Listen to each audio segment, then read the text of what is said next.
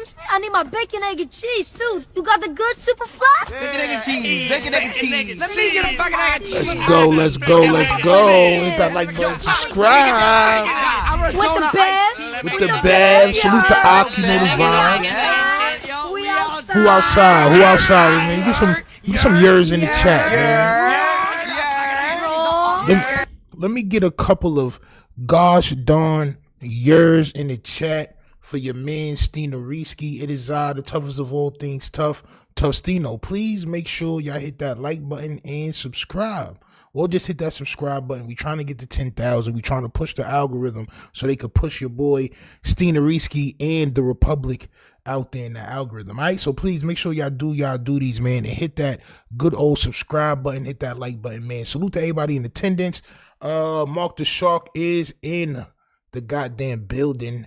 In the Discord, Jerry Gambooty, salute to Australia in the chat. On the check-in, salute to y'all. Raheem Wingate, my brother, salute. Ron G's, salute. Yeah, people don't know. I was definitely on that Eminem early. And people was making fun of me for listening to Eminem. And, you know, oh, man, you listening to that cream cheese? Yes, champ. Eminem was very tough. In the beginning, he was. Salute to M. Triple O Skrilla, salute. Abry, salute. TD Midas, L. Jordan, VI Rap Radio, salute to y'all. Salute to everybody, man, that may tune in the future. So listen, Bricc Baby dropped new audio. He confirms what we've been saying here at the Republic for the last week or so. Them niggas been lying in jail. We're going to get to that audio. Jay Reed posts a video where he says, if it comes down to him, Luce Cannon is fried. And we And we all saw what was on that paperwork of Luce Cannons where they was mentioning the no jumper beatdown. All right, that's what we're gonna call it, the no jumper beatdown. We also got King Pill calling out J Hood. You know, Adam Steele, Bagel against Bagel. All right. J Hood did respond. We got that, and we got a new Trap Law Ross documentary that may put more info. It was a lot of information on there that I didn't know, so we're gonna check that out too as well. So make sure it's rolled up. Don't hold up. Make sure it's rolled up because we are on a mission, champ. I'm not gonna lie. No more pump faking. All right? No more pump faking in the world. Can save you bagels from destruction. Salute to Mark the Shark for making this pop out, champ. All right. Yes, Eric AC, salute. You know the vibes. We here, man. We here. All right. Let's get to the nitty gritty. I'm not gonna hold y'all. I want to show y'all this video first before we go to the Bricc Baby shit. I'm not gonna lie. Your man Flocka is a supreme glazer. We about to see him throw his hands with 600. All right, we're gonna see him throw his hands and his yams. I'm not gonna lie. With 600, champ. I mean, listen, the way this man is proportioned is diabolical. All right, watch this. Let me know what y'all say about this clip right here. It's nasty work if you ask me. Flocka don't need to never talk about no street shit, champ. What you mean? What happened? That bad? Hold on, champ. No. What happened? What you mean? What happened? That bad? Y'all thought that part, nigga. Hell nah, nigga. What? Look at my son, auntie material, champ. Nasty work. Yo, listen. Nigga threw his hands for 2 seconds. He threw his hands for 2 seconds and said, oh no, I felt that power. This man's bottom half is diabolical. Box a little bit. Look at this nigga. Look at this nigga. Look at this nigga. Look at this nigga. What happened? What you mean? Tiny and squat. like, yo. Crazy. You know, Yo, gotta be somewhat bro. fair to the portly gentlemen out there. Yeah, but, nah, yeah. facts. Listen, man. I'm just saying, bro. You know what I'm saying? Flocko, you gotta do something. You gotta at least not be pussy, champ. At least you was supposed to show niggas. Yo, me, I ain't gonna lie. I'd have showed niggas Right. with the one hit. I'd have hit son so hard on my soul. They'd be like, oh shit, nigga Stino wildin' on my soul. I'd have cranked it on cuz. What is he talking about? I know, right? Flocko's nasty work, and he looks like he wears diapers. I'm not gonna hold you. Salute to Flocko though for throwing his hands, I guess. Just nasty work. VIP Rap Radio says looking like Rick Ross in Canada, bro. Listen, man. A lot of these niggas, man, that be doing this content that's in this realm, a lot of them can't throw their hands, bro. So every time I see one of them throw their hands or they act like they playing or they training or whatever, I'm gonna show y'all because this is just what I've been alluding to this whole time. I know it's just Flocko and all that, and yeah, but this video is 600. This video of all these niggas. Can't none of these guys throw they goddamn hands. All right, they're making California look very, very crazy as far as podcasters are going. All right, this Bricc Baby audio, man, he calls in, denies being Cellies with loose cannon. As we said, champ. For those of y'all that's been watching for the last couple of weeks or months or years or whatever, champ, if you've been tuned in, you saw this is what we said the whole time. They've been running plays. We was asking, how would they cellmates? Why would they, if the feds know that they was on the podcast together and they was wilding, why would they put them in the same cell? People making different videos saying, well, maybe the cell is bugged, or maybe they put them in the cell so that they could tell some more. Well, Bricc Baby calls in and says none of that shit was true. They were never cellmates. It's nasty ass work. Why would these two grown ass thugs, champ? Why would these grown ass thugs do this, champ? All right, Avery, salute. I see you on the Cash App with the I see you, champ. Salute to Avery. Salute to Avery. Malcolm Barrett says, big facts. I'm in North Cal.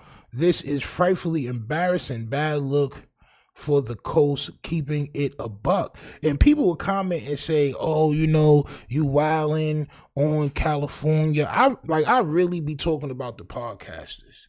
But a lot of people have been commenting and saying, yo, this does look bad on the actual coast.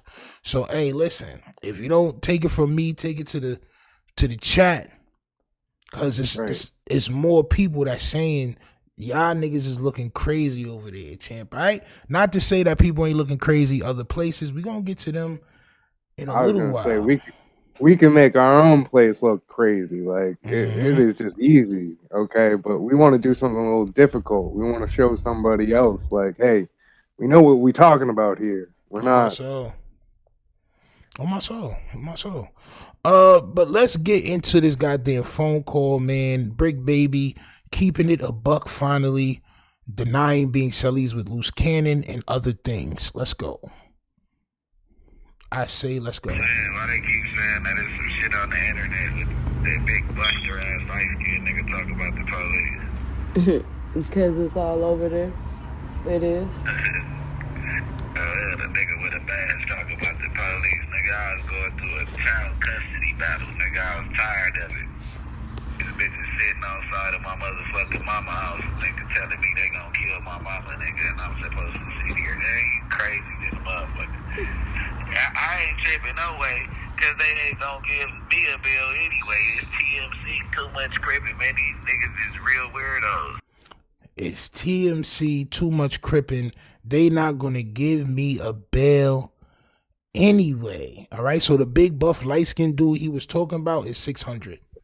All right, and what he's alluding to is in his paperwork, in Bricc Baby's paperwork, the reason why they kept him in, they list a bunch of things if he wasn't tuned in. right? And some of those things in the section, it says that Bricc Baby said he's tired of doing what the police tell him to do and that he wanted to clap his baby moms. So from there, everybody took it as Bricc Baby was working. Right? Big Baby working for the police, Big Baby working for the police. The reason why I ain't clip it and like make a VOD for it is because like I ain't really know. It did sound crazy though. I'm not gonna lie. It did sound crazy though. But he's explaining. He said that he had a situation with his baby moms, and he was tired of doing what the police tell him what to do because his baby moms was trying to threaten to kill his family. This is what he's saying. Whether y'all believe it or not, that's what he's saying. But the too much cripping, I'm never getting a bail, is crazy. Right. It was all good just a week ago. Last week, we heard niggas is glee. And listen, I don't want to make fun of nobody in those situations, bro, because God bless them. I'm not going to hold you, bro. Like, I was thinking about this shit earlier. Like, bro, I'm not going to lie. This is a crazy situation, right? He may have put himself in that situation or whatever, but it's still a crazy situation to be in. However, just last week, bro was talking like he was about to get out. Wild. And now we see that he knows that is in doubt. I'm not gonna hold you. There's no bail for Bricc Baby. Let's see what else he says. Too much cripping. So he's standing on his cripping now. All right, let's go. Stand on your cripping, champ. So it don't matter. Y'all done interneted me into the jail. Just be happy.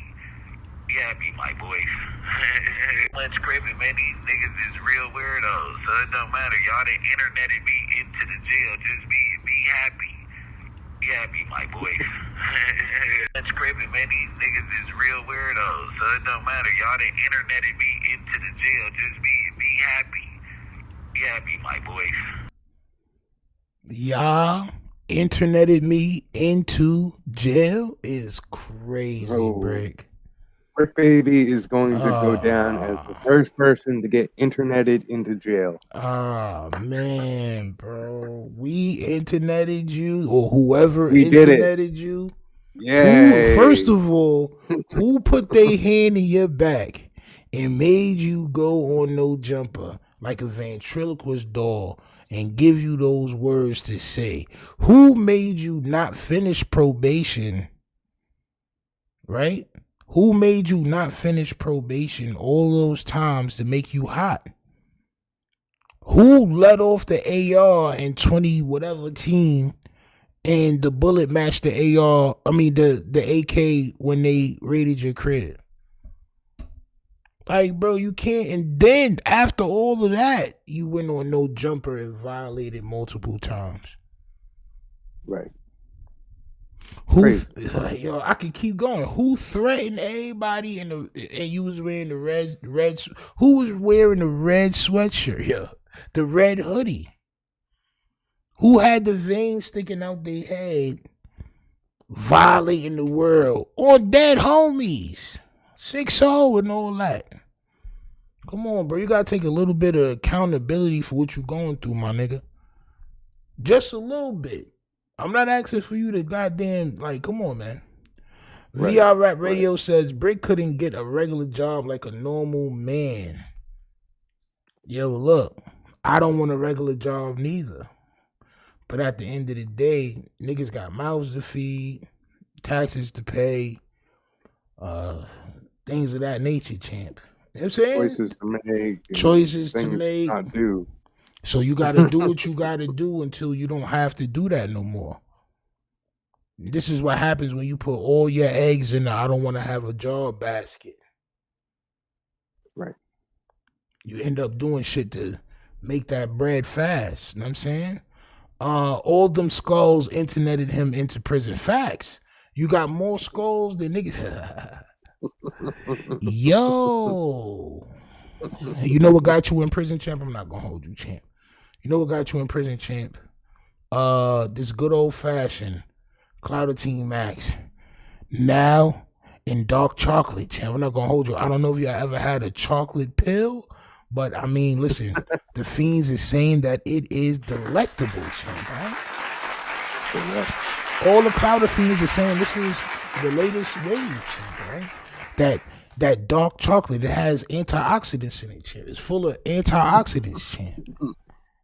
All right, this is what got him into his situation, chasing that good old fashioned Clouder Team Max 5,000, champ. Right, that's what it was. That's what it'll always be. The sooner he figures that out, the sooner he'll learn his lesson and probably won't get into the same type trouble again. Right? That's it, right. I ain't tripping off that shit, though. Yeah, you know, that's all they do. You the talk of the town, the talk of the city. Shit. That's what he wanted. Them niggas, I'm trying to figure out how they phones ain't hit. That's the one thing, man, I ain't fighting life. You know what I mean? This shit gonna be over one day, you know what I mean? You can't. Damn, bro. That shit feel that ooh. Ooh. I ain't fighting life though. This shit'll be over one day. Damn. Damn, Bricc.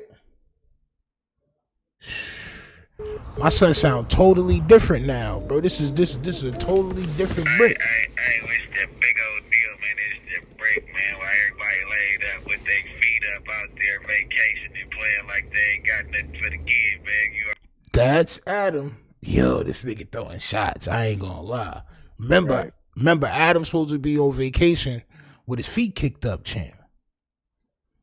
And he's not throwing nothing to the kid. And he's not throwing nothing to the kid who is Bricc Baby, champ. Nasty word. It's a vendetta. It's a vendetta. Somebody said that Bricc Baby quit No Jumper. The feds told him that when he get out, he can't work at No Jumper no more. I don't know how true that is. Yeah, but I heard that rumor. I don't know. I definitely know that it's some tension between the two. Not gonna lie, and this right here proves it, for sure. Hey, it's that big old deal, man. It's that Bricc, man. Why everybody laid up with their feet up out there vacationing, playing like they ain't got nothing for the kids, man. You already know we still keeping it strong, nigga. Don't need nothing from. This call is from a federal prison. Damn. Hey, sometimes it be a mental test to see where a nigga hard at in his chest, man. You know what I'm saying? A motherfucker use you, abuse you. As soon as you get out the way, they act like they ain't worried about losing you. You know? Damn, shots fired, Adam. Shots fired, Adam. You went into the bakery and you picked out. Nah, facts, bro. You hand picked out the truest, bluest bagels that you could find, champ. You toasted them, and you did everything you could with them, and then you decided that you wanted to throw them away, champ. When things got stale, you decided, guess what? I'm about to just get some new, fresh bagels, champ. Man. Now, my question is, in the hood, we have a stigma about cream cheese. So why would you grow up one way and then end up trusting said cream cheese, champ? You know how we grew, like what we heard. Yo, bro, you gotta watch out for them. Like, yo, the cream cheese dudes, like, I mean, listen, you gotta watch out. Why would you expect Adam, especially that type of cream cheese, that true original Philadelphia cream cheese? Right. Top shelf cream cheese. Top shelf cream cheese? Come on, man. What did you expect from Adam? Ezra says Adam bailed him out of his last situation. What more does the kid want? See? He wants everything, apparently. I didn't even know that. So come on now, think about it. Champ. I mean, listen, man, it's no accountability. It's no accountability coming from this phone call, but he's definitely throwing shots at Adam as of this moment. Yeah, man, he says he feels used and abused by Adam 22, and yeah, that's what he's saying. I mean, but hey, check it out. This is for everybody speaking on the break, bro. I ain't never been Cellies with me and nigga. Nigga ain't could never kick me out of nothing on the dead homies. And every nigga talking about some snitches without paperwork on the dead homies don't have to pay for it how they pay for it. We out of Come on, bro. everybody This is why your ass is there. speaking on the break, bro. I ain't never been Cellies with me and nigga. So he never been a Celly with Luce Cannon. Now my question is, because we all heard the audio from Luce Cannon, Shorty page, when she was talking to Luce Cannon, and Luce Cannon said, yeah, guess what I ran into? Brick Baby. We Cellies. And then Brick Baby, and she said, "Are y'all Cellies?" And Brick Baby said, "Yeah." As soon as I seen him, I had to snatch him up. Like, yo, he coming over here. Right. So y'all lied. Yo, listen, man. Yeah, bro. Yo, you can't make this shit up, bro. I'm not gonna lie. Well, they can make this shit up, but I'm just saying, for like reality, like, bro, you never would think that people would be in like this is a sickness. Right. That's what it is. This is definitely a sickness. It's gone beyond just wanting mere views and said clout. It's become a sickness. These guys are sick. Nasty work, bro. How you are locked up and y'all niggas just California love. Exactly. Ron says, Brick really expect for Adam to hold him down. C-Mac not crying at all or calling Adam. Facts. See, but I think C-Mac is a little different. Like they said, C-Mac is a J-Cat. Right? So C-Mac really brainwashed to the point of that gang shit is really C-Mac life. He don't have no kids. He don't have no steady girlfriend or no wife. This nigga believed that he's supposed to go to, like, he probably went to jail, like, oh yeah, I'm in prison now. Like, all right, fuck yeah, man. I'm saying I'm really like it was, yo. Absolutely insanity right there. Nasty, nasty, nasty work. Is that J Hood? J Hood? Ah, champ. No, it's not. Salute to J Hood though. I thought that was J Hood that we was about to talk about. I was like, oh man, it's about to be a crazy night. Brick was a parasite and he thought he was the man when Sharp got fired. Facts, bro. Facts, bro. You see it all the time, bro. You see it all the time. It's silly me. I thought real, like I said, I don't want to disrespect nobody that don't need to be disrespected, right? But when you hear about these gangs and gangbangers and you're being told, yo, the Cali shit, and I'm saying it's the real authentic, it's the Mecca shit, and I'm saying you would think that this type of shit wouldn't happen. But it's happening before our very eyes, man. This shit is crazy work. That's why I may seem a little bit taken back, right? Because I didn't expect this shit. You know what I'm saying? But let's continue. So he's saying that he was never Cellies with the nigga, so why was you lying, champ? You a bird for that. In New York, we will call you a bird. You a bird-ass nigga for that, bro. That's some bird shit. That's some day room shit. Real talk. Yo, who does that? It's wild to think that, like, oh yeah, we're gonna cook up this scheme that we're Cellies, and then there's this fight, and now we're not Cellies, and now we're not talking, and Luce Cannon broke his hand, and all this other stuff. Luce Cannon broke his hand with no police report. No, like an inside report. No, like they didn't do nothing. He just getting his hand taken care of. Nigga, are you crazy? And then tell us we're gonna go off of no paper. You're saying it, sir. Like, what am I supposed to else believe? Ah, champ. I Eat says, yo, tough. This is a play being run by Adam and Brick. See, This is why it's not good to. Y'all ever heard the story of the boy who cried wolf? Right? Right.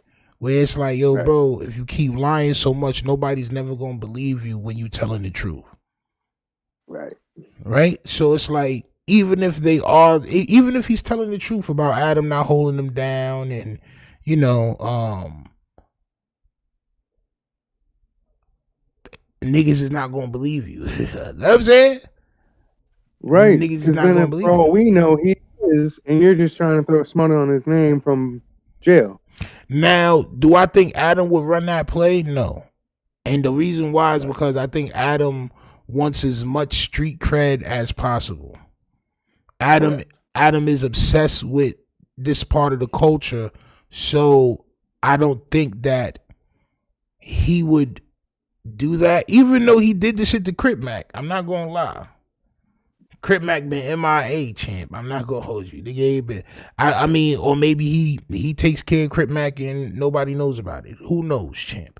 But do I think he would run this play out in the public? No, I don't personally believe that. But y'all are more than welcome to believe whatever y'all wish to believe in the chat, champ.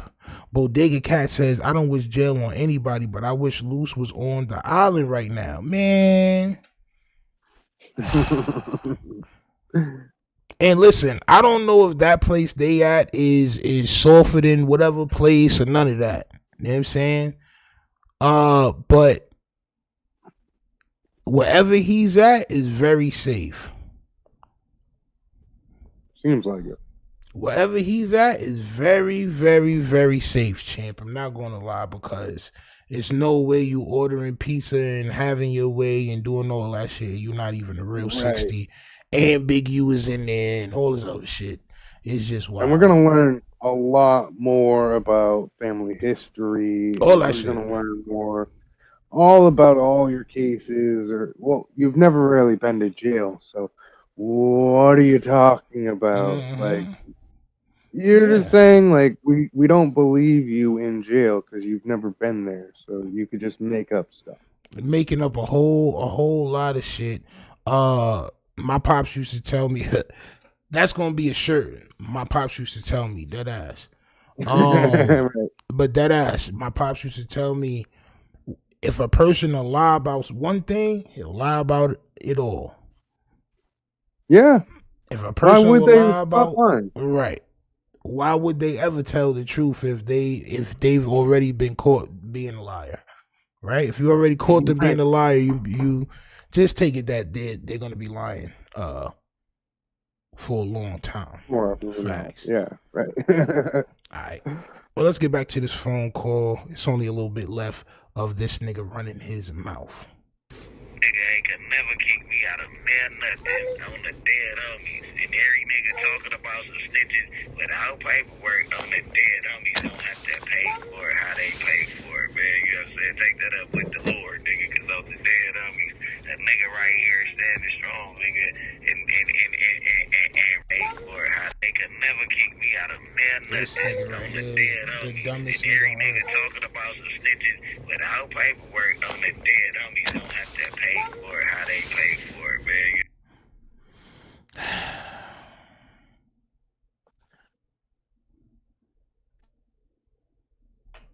Yeah, right. Crazy. How are we gonna pay for it? How we pay for it? What do you mean by that, sir? Bro, just stop acting like, just stop the tough shit. Just stop it. Just stop it, bro. Right. Just stop it. You're insinuating a lot of things, but you're not saying them. So I can only infer that you're trying to hurt me. Bro, Apparently. all they gotta do is go on YouTube and type in Bricc Baby Snitching. Watch all the people that's titled their video that, and if anything happens to them, who you think is going, like, if something happens to any, like, 600 or whatever. Right. What do you think is going to happen? Right. Don't be dumb. Don't be dumb at all. I don't think that he can help it. Sad enough, I really don't believe that he can help it, champ. You know what I'm saying? Take that up with the Lord, nigga, because those the dead homies. That nigga right here standing strong, nigga, and really programming like a programmer. So, you know what I mean? Nigga disrespect the program, you already know. Nigga better stand for something for the nigga something to stand on them, man. I don't got too much to say about nothing. That's a lot to say, bro. You still programming like you're supposed to program, which is a diabolical term. Not gonna lie. You're programmed. Stand on their programming. You're programmed. Like, and if you don't stand on your program, something's gonna stand on you. Like, bro, come on, man. This is why you niggas is there, man. This is why y'all are there, man. Y'all niggas want to bully the world, bro. Y'all want to do too much. It's too much. You get what I'm saying? But it's just what it is, you know what I'm saying? It's like downtown, 10 minutes away from the beach, but I'm so far out of reach, man. You did. I don't know what's going on, you know what I mean? But I'll be home soon. You know what I mean? It's a major setback for a major comeback, man. You know what I'm saying? I could care less about what the words say. I'm trying to get back to my kids. Everybody want to make content on my situation, nigga, but my daughter graduating from high school, nigga, in 2 years. You know what I'm saying? I got a baby that just started school. I got kids that's out of reach right now. You get what I'm saying? That ain't got nothing. You know what I mean? So, y'all. What part of society, right, makes people believe that they have to move a certain way? Like, why did you have to move the way you was moving? Is my question. You had an opportunity, if you had a family you loved, to get out of the streets and take care of your family and do no jumper and talk about anything else other than gang stuff. Bro, this nigga had a video. Hold on, bro. I'm gonna try to see if I can find it. He had a video where he was talking about. Hold on.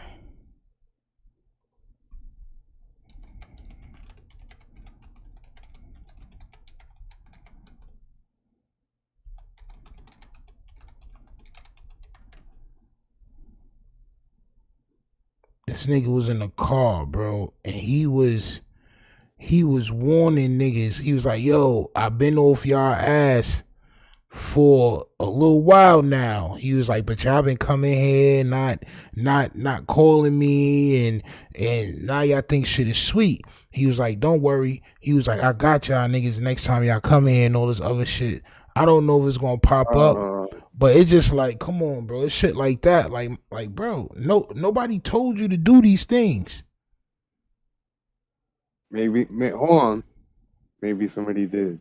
Or maybe somebody did. I don't know. If the paperwork says that eventually, I'm going to, like, bro, this is going to be too crazy for me. I'm not going to hold you. Not going to hold you, bro. This is going to be way too much for me, bro. If this nigga ends up on Big U's paperwork for real, and, you know, when people start talking about their kids and they got kids out of reach and all that, now, I'm not saying bro telling. But niggas be wanting to get home, bro. So if they do come to him with some sort of deal, how many of y'all think that he would take the deal? Black 200, salute. You know the vibes. We here, champ. How many of y'all think that he would take the deal? He said he got a daughter that's graduating high school in 2 years. I know he wants to be home for that. He don't want to miss that. That's not anywhere close to, you know, possibly 10 years that he might get. So, you know what I'm saying? He might want to get home a little sooner than 10 years. So, I don't know. Theories. It's a reason why people say everything, right? Mm-hmm. It's a reason why niggas be talking and they be mentioning certain things. And this is what he's thinking about right now. Damn, my daughter graduating in 2 years. I gotta be home for that. Oh my soul. 4 Extra dumb, but I don't think he dumb as Loose Cannon and Bricc. The test for 4 Extra when he gets out in June is if he goes back into jail. Exactly. Because he's gonna think that he's so free because he's off papers, but he's gonna be in the same spot. When I got off papers, I had moved to like the other side of town. And then I eventually, like, I met my shorty that I'm with now and all that, and I had my son. I was like, oh, yeah. We out of here, champ. You know what I'm saying? We gone. Right. But, yeah, man, that's going to be the test for 4 Extra if he goes back to jail and gets on more papers. On my soul. Hit that thank you button. Y'all go ahead, run up them views, you know what I'm saying, and do what y'all gonna do. I ain't even been playing the phone, cause the phone gonna play you at the end of the day. Niggas wanna be so tough and rough on that motherfucker, bro. Hood, they crashing they self. Dead homies. Cause the phone gonna play you, you know what I mean? So y'all hit that thank you button. Y'all go ahead, run up them views, you know what I'm saying, and do what y'all gonna do. I ain't even been playing the phone. Cause the phone gonna play you at the end of the day. Niggas wanna be so tough and rough on that motherfucker, bro. Hood, they crashing they self. That's for Bricc Baby too as well, champ. That's for Bricc Baby. I mean, that's for Loose Cannon, I mean. That's for Loose Cannon right there. Niggas be playing the phone, but you gonna let the phone play you, champ. I mean, listen, I think both of y'all niggas were playing the phones. I think both of y'all was playing the cameras, and the cameras played you, champ. Yeah, bro. That's the whole thing. You had to hype up your story. You had to give it all credibility. You had to be a real tough street bagel. Come on, now. You had to be a bagel with cheese, champ. This is nasty work. nasty work. But I ain't got nothing else to say, man. Free to Bricc. It's gonna be free to Bricc t-shirts up, man. Y'all go stop by an awful lot of cough syrup. Like I said, go get y'all ski mask and whatever y'all gonna get, man. It's Kill Squad to the squad on the streets, man. Free the squad, free the squad. Y'all go tap in with young Barry Gordy, man. Tell Compton Rick Rock, man, continue being a real nigga, man. He just sent the nigga some money out of nowhere, man. Shout out. How come being a real nigga only comes into play when niggas are sending you bread? And this is for everybody that gets locked up and they, you know, they don't realize who's good people until they're being given bread. That's the whole thing is, are you that money hungry that when you're in jail, all you think about is who's sending me money? Am I getting any money? I understand you need it for your books and all that stuff, but like, come on now, think about it. Like, are you winning your case? That's what you should be worried about. Son, how about somebody that don't like you could send you some bread so you can shout them out when you make a phone call and hype they page up? A nigga don't have to like you to send you $60. He sent you $60. Right. He sent and now you he gets good PR. Right. He sent you, Big U. He sent Bricc Baby, Big U, and Loose Cannon $60 a piece. But he's a real nigga, bro. You know how much bread this nigga made last month? You know how many views he done made off of your situation? And I'm not hating on the homie Compton Rick Rock. I'm just saying that don't make him a real nigga. Salute to Rick Rock, but I'm just saying in general, that don't make you a real dude because you send $60 to somebody. It don't. And not to say that he would do anything nefarious, but I'm just saying, I'm just saying in general that shit like think don't about people using people over $60. You know what I'm saying? Like, come on now. Yo, if I order something off of Uber Eats for my family, it's about $60. Right. So I'm just saying, chalk that up as a loss real quick and bam, good PR. Yeah, he's gonna shout me out real quick. You know, it's all good. It's all good. It's worth it.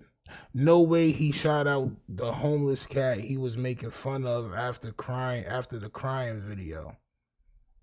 Which homeless cat is that, champ? He's talking about Barry Gordy. Oh yeah. Continue being a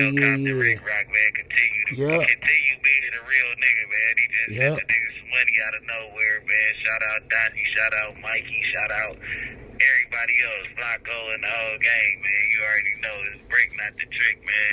It's the Bricc babies, you know what I'm saying? Yeah, man, Kai, Sky, Zai, and Zoe, man, you know what I'm saying?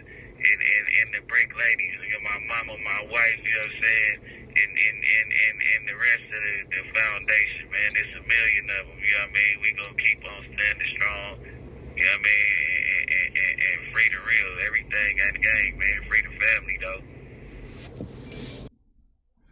So that was the call from Bricc, baby.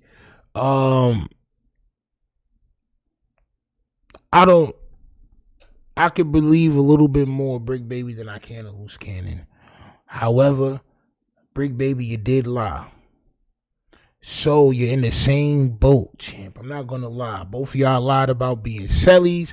Y'all lied about that fight. There was no fight involving Big U and y'all was locked down and all that. For all I know, y'all not even the general population. Y'all niggas is PC'd up. That's just what I think. Salute to Bricc baby, though. I don't wish that shit on nobody. I'm going to say it again, just in case people see this shit like, yo, this nigga Stino hating. I'm not hating, champ. But we got to say what's real, all right? Salute to that man and his kids, all right? Let's move it forward. Y'all remember my son Keith Murrayington, right? Y'all niggas remember my son Keith Murrayington.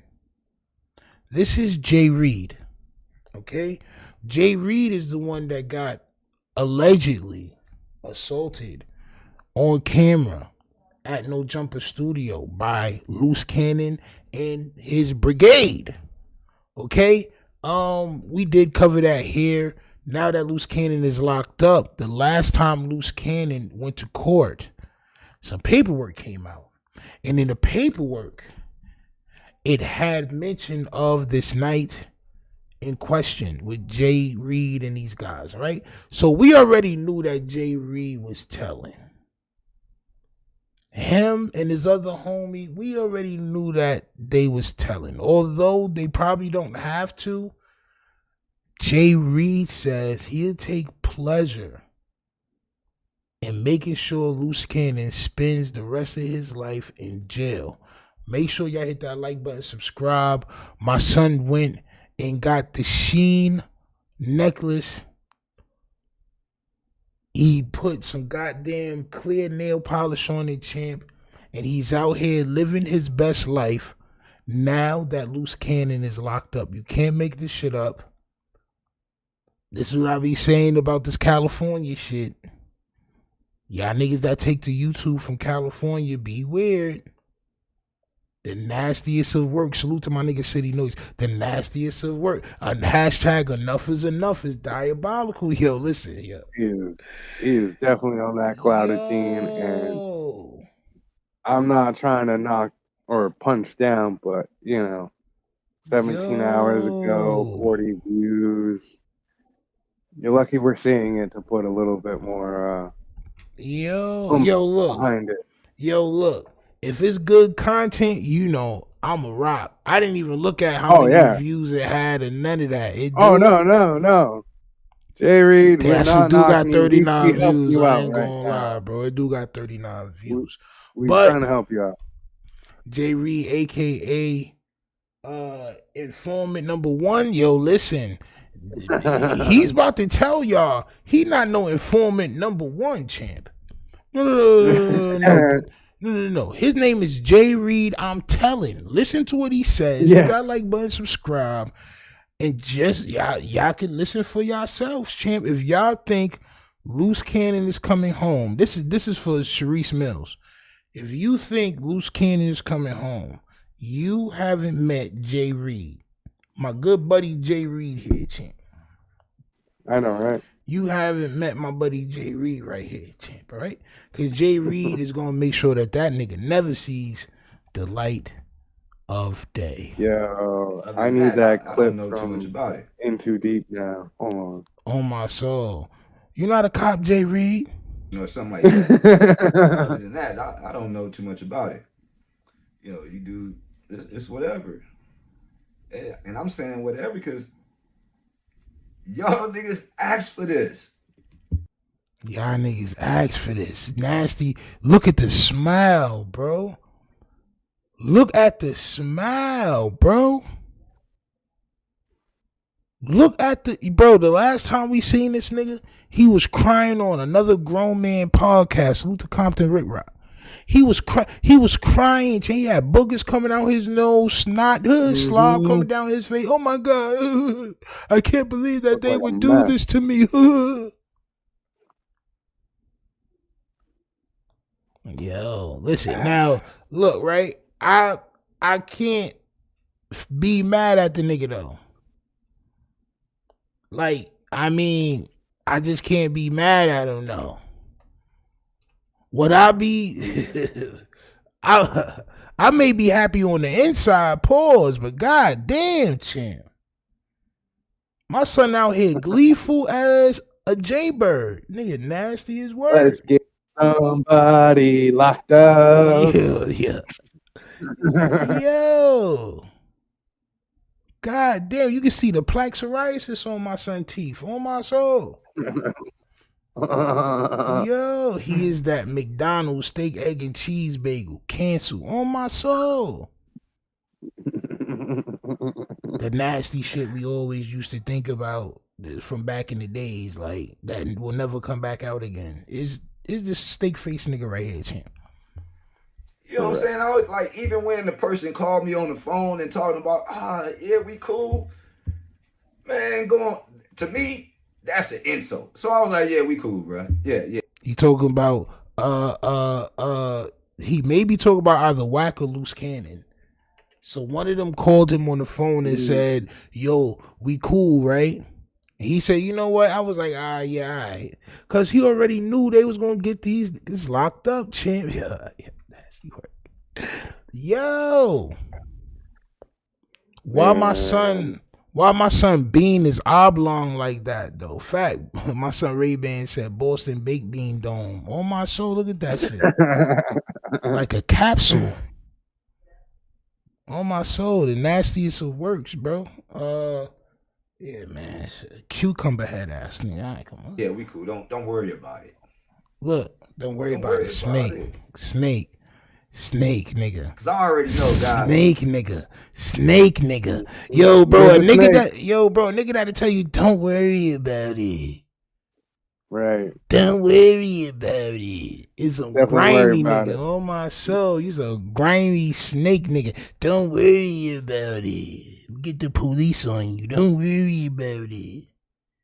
Nasty nigga, bro. Ew, bro. Like, he blushing and all that. Damn, champ. Damn, you blushing, champ? You happy as hell, ain't it? Yo, son. His lighting right. He had to get off in his outfit. Like, my son got the ring light. He definitely got the ring light on, bro. You see all the highlight points on his face? Like, yeah, Sam. Let me throw my little chain on. My little tin can joint. Get the earbuds in, white on white. Yeah, oh, there we go. Yeah, crazy, bro. He's a cloud chaser. Yo, nasty work, champ. Had something for a nigga like you. Look.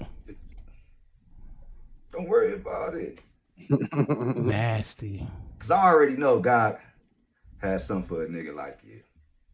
Damn, this what God had. It was only a matter of time. I don't care what nobody say. Damn. Boy, you keep doing shit like that, man. Okay. He is right though. I'm not gonna lie, the nigga is right though. Right. He is right though. No, that's the thing. I'm not mad at him. I'm just saying, I'm like, you know. Yeah, I mean, trying to do this, you know, kind of shicey way, I guess. I would let somebody else say it. Right, that's it. Me personally, especially coming from where he come from, he's supposed to be allegedly was in the gang and did time and all that shit. So at least if you're not banging no more, you probably should still have some of the same morals. Like, I'm not gonna rat on a nigga, or at least show happiness about the nigga being locked up. But no. Not good old J. Reed, champ. Right. Not good old Jay Reed, champ. Ray-Ban said, wait till the cops get a hold of this tape.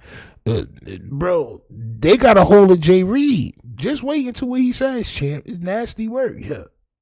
Yo. You have to be slow. Damn, call nigga slow now. Then they sit here and as I'm listening on people on the phone talking about, yeah, they don't know. We don't know what. Y'all exposed. That was about Sharice right there. And I'm listening, and these people was on the phone talking about they don't know, because that's what they were saying. These people talking about what we got going on, but they don't know what is really. No. Niggas do know what's going on, champ, all right? And the way he's smiling, bro, he's already talking to the police, champ. And then they sit here and as I'm listening on people on the phone talking about, yeah, they don't know. We don't know what. Y'all exposing everything right here on platforms. What we don't know? Y'all hiding something we don't see? Damn. Hey, look. So, interesting fact, right? When the feds come and get you like this, usually, and more times than not, they already have their witnesses sewn up. Like, they already know they're gonna go out there. They got their little, questions that they may get already in their head. Like, they're ready. Bro, they don't have to gather nothing else. Right. Nothing else. They've already They're just talked waiting to to go. Jay Reed. This is why they put the incident in the paper. Now, what everybody doesn't know is that Luce Cannon has to be formally indicted too. So he's going to face another indictment where they're going to lay out all his charges for real or what they really got for him. And in that paperwork, you're going to see what it really is. Jay Reed and his man is cooperating. They're going to say victim 1 and victim 2 and all that shit because these niggas is going to court and they're getting on the stand, bro. Plain and simple. Plain and simple. I don't know what else nobody wants to understand. It's happening. This is why this nigga is sitting there. He's smiling. You wasn't smiling before Luce Cannon got locked up. You wasn't smiling. A nigga like this, enough is enough shirt, he got protection. And it ain't no Glock. He got cops. It ain't Glock, it's cops. He's too happy. I ain't see a nigga smile like this since 6ix9ine was walking around. My boy happy as hell, bro. You can't tell this nigga nothing. He talking about Luce Cannon shorty and all. That nigga got the microphone dome in the back. You see that shit? This nigga was making a mixtape in the crib. With a pop filter, like, come on. This nigga about to make the goddamn. Alright, champ. Alright. Platforms, what we don't know? Y'all hiding something we don't see? It's like a whole different nigga, bro. Hey, look. As I'm getting to it, they trying to sit here and say, man, it's all come down to the no jumper situation again. If it comes down to me having to say, let that nigga out, keep that nigga in, nigga, your ass is grass, nigga.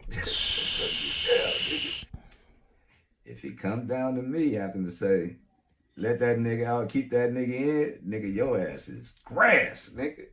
Don't tell you. Yo, that's how you know he's old. Say, let that nigga out, keep that nigga in, nigga, your ass is grass, nigga. Your ass is grass.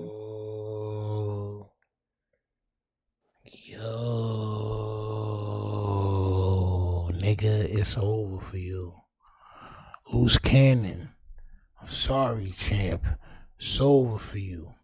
He said if all else fails, if all the other charges get dropped, let's just say all other charges get dropped, and they come to him like, yo, look, we need you to take the stand and tell so we can get this man locked up and keep him here for however many years. Right. He's going to do it. Look at his smile, bro. This is how I look at my daughter when she do something amazing, bro. Like, would she do something amazing? Like she made like when she first could climb on my bed, cause like I got a king size bed. She was like struggling mad hard, and I was just like, I said like it's just oh man, like, it's funny, it's cute, like. Yo, he's smiling like his daughter's at a violin recital or something. Like a proud dad, bro. This nigga look like a very proud and goddamn tickled dad, champ. Yo, this nigga. Yo. Crazy. Son. Yeah, son. Somebody tell Sharice Mills to make a video about my guy, Mr. Tell It How It Is. Read, champ.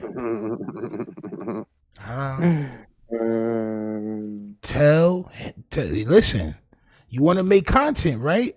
Or is this a little bit too real for you, champ? See, sometimes when you put hands on people, they tell. Now, we spoke about my son Gilly last night, right? Yeah. Sometimes when you put hands on people, you unalive them by mistake. Now it's three things that can happen. Well, it's a lot of things that can happen. But he's lucky Jay Reed didn't, or his mans didn't lose their life. First and foremost. But now you got to worry about a nigga sending you to jail. Nasty work. The smile is unparalleled, champ. Not gonna lie. Paying known gang member who tell him about the law, the break for the job. I don't understand what that means. OG shaking my head, and that's the truth about how 50 plus folks feel about the youngsters. So it's nasty work, man. Mike G says somebody going to point at Adam and say he the leader of CMB. That's why he don't go to court. Nah, facts, bro. I mean, listen, this is why Adam is working with them folks too. You got to understand, bro, the people that always tend to escape, everybody else, yo, geez, you already know. You already know if me, you, Tiz, and whoever else was always together and we niggas kept getting locked up and one of us just never got locked up, like niggas just always escape, like niggas just always like we get locked up and nothing happens to him, he walk out scot-free, we know what's up. We know what's up. We would have pressed fire out the niggas. That's just what it is, champ. If it comes down to me having to say, let that nigga out, keep that nigga in, nigga, your ass is grass, nigga. I'm telling you now, nigga. You might as well just go ahead and sit your ass. You might as well go ahead and sit your ass down, man, and have a little chill for a minute, man. Damn. Shit, because if you look at it, you tried to kill me, I think. Damn, yo, nah, my son going out crazy. Yo, G's, yo, Mike G's. Yo, G's, this nigga is going out crazy, bro. Yo, nah, I ain't watched this. I just, I be seeing shit, I'll preview it like, okay, yeah, he's talking crazy. And I'll leave it so we can have a good reaction, you feel me? I didn't hear him say this. Bro, what the hell is this nigga talking about? Yo. Yo. Attempt murders is crazy, Jay Reed. He got all serious, too. He was just like, all silent. And he's like, but you did try to kill somebody. Yeah. Yo, son.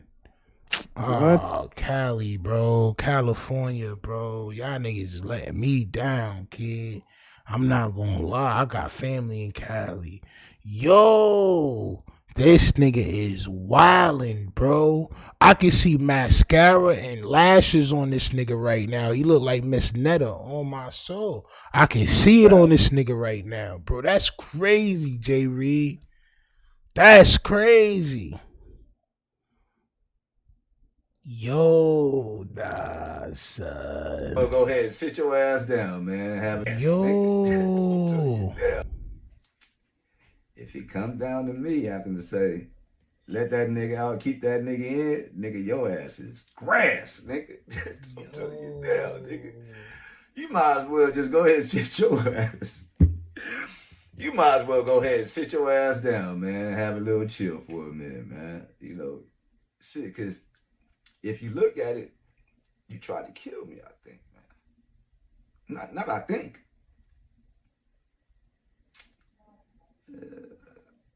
I don't know, though, man. I could be tripping right now. I don't know. Maybe I'm tripping. Am I tripping? Yeah. Okay. So yeah, Jay Reed, you are the epitome of I'm now just going to switch sides because now it's convenient for me. Yo, bro.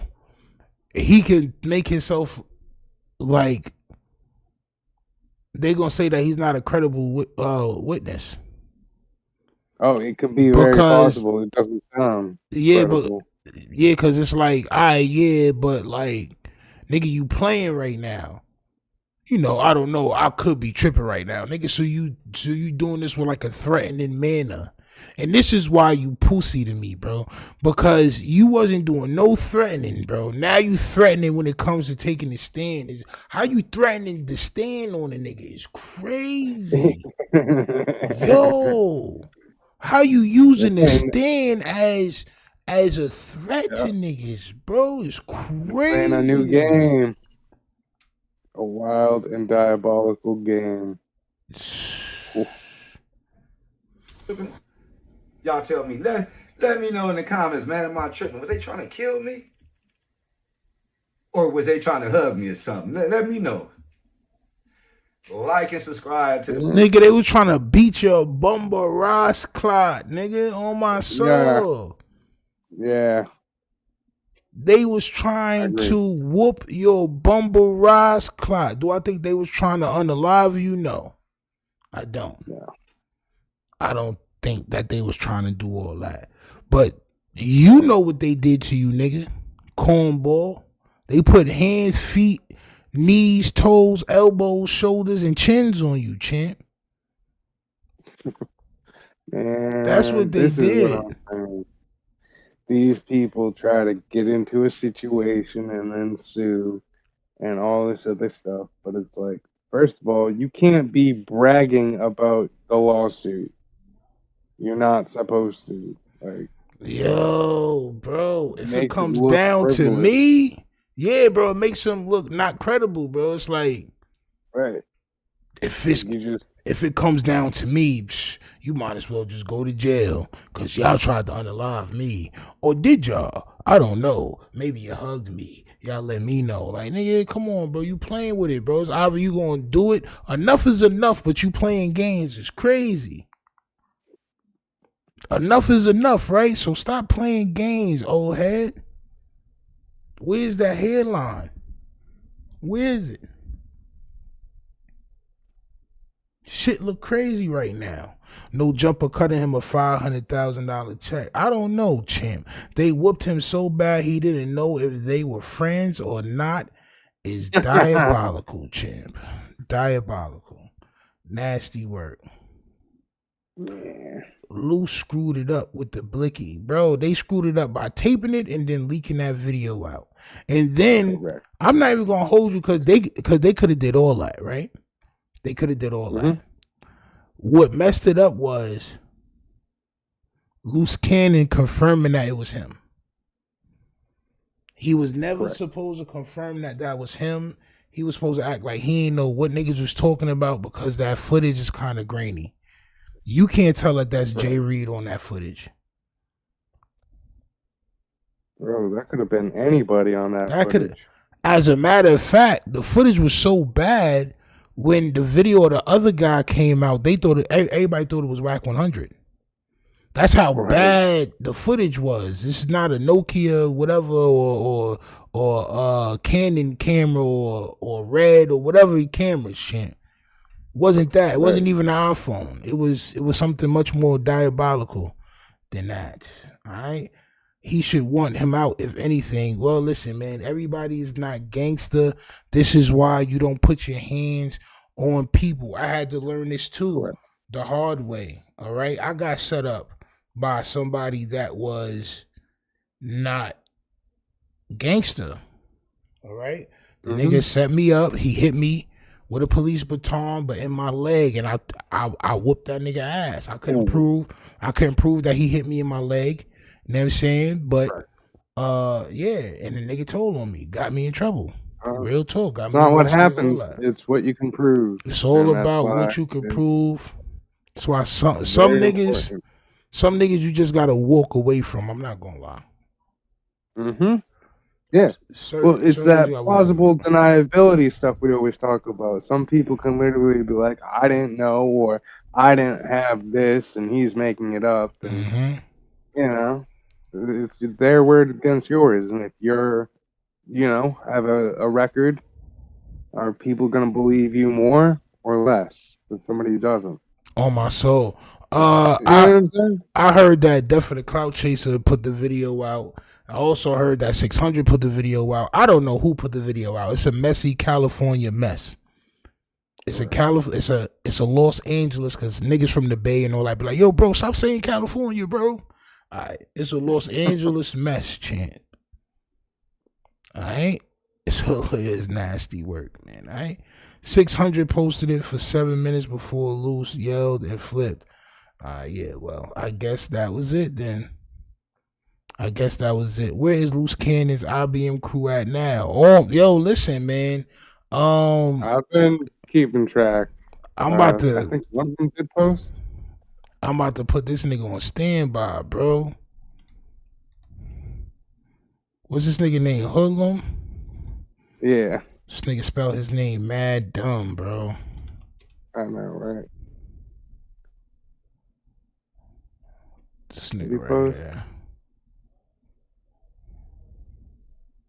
Oh, he's got one scheduled. Yeah, but he probably not gonna be talking about this. You know what I'm saying?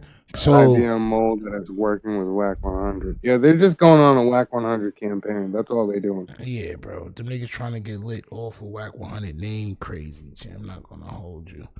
But yeah, man, it's nasty work, man. What's going on?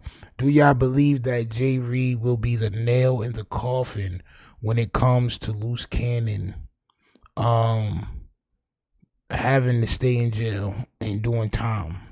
Do y'all believe that this person, Jay Reed, will be the nail in the coffin with his testimony? Let me know in the chat. All right. Where's that, champ? Here we go. I want to get into this right here, champ. Adam 22, man. It's never gonna stop, champ. No matter how many people talks to him and how many people calls him out for his shenanigans, he's not gonna stop. So the other day we did a reaction to this nigga King Pill.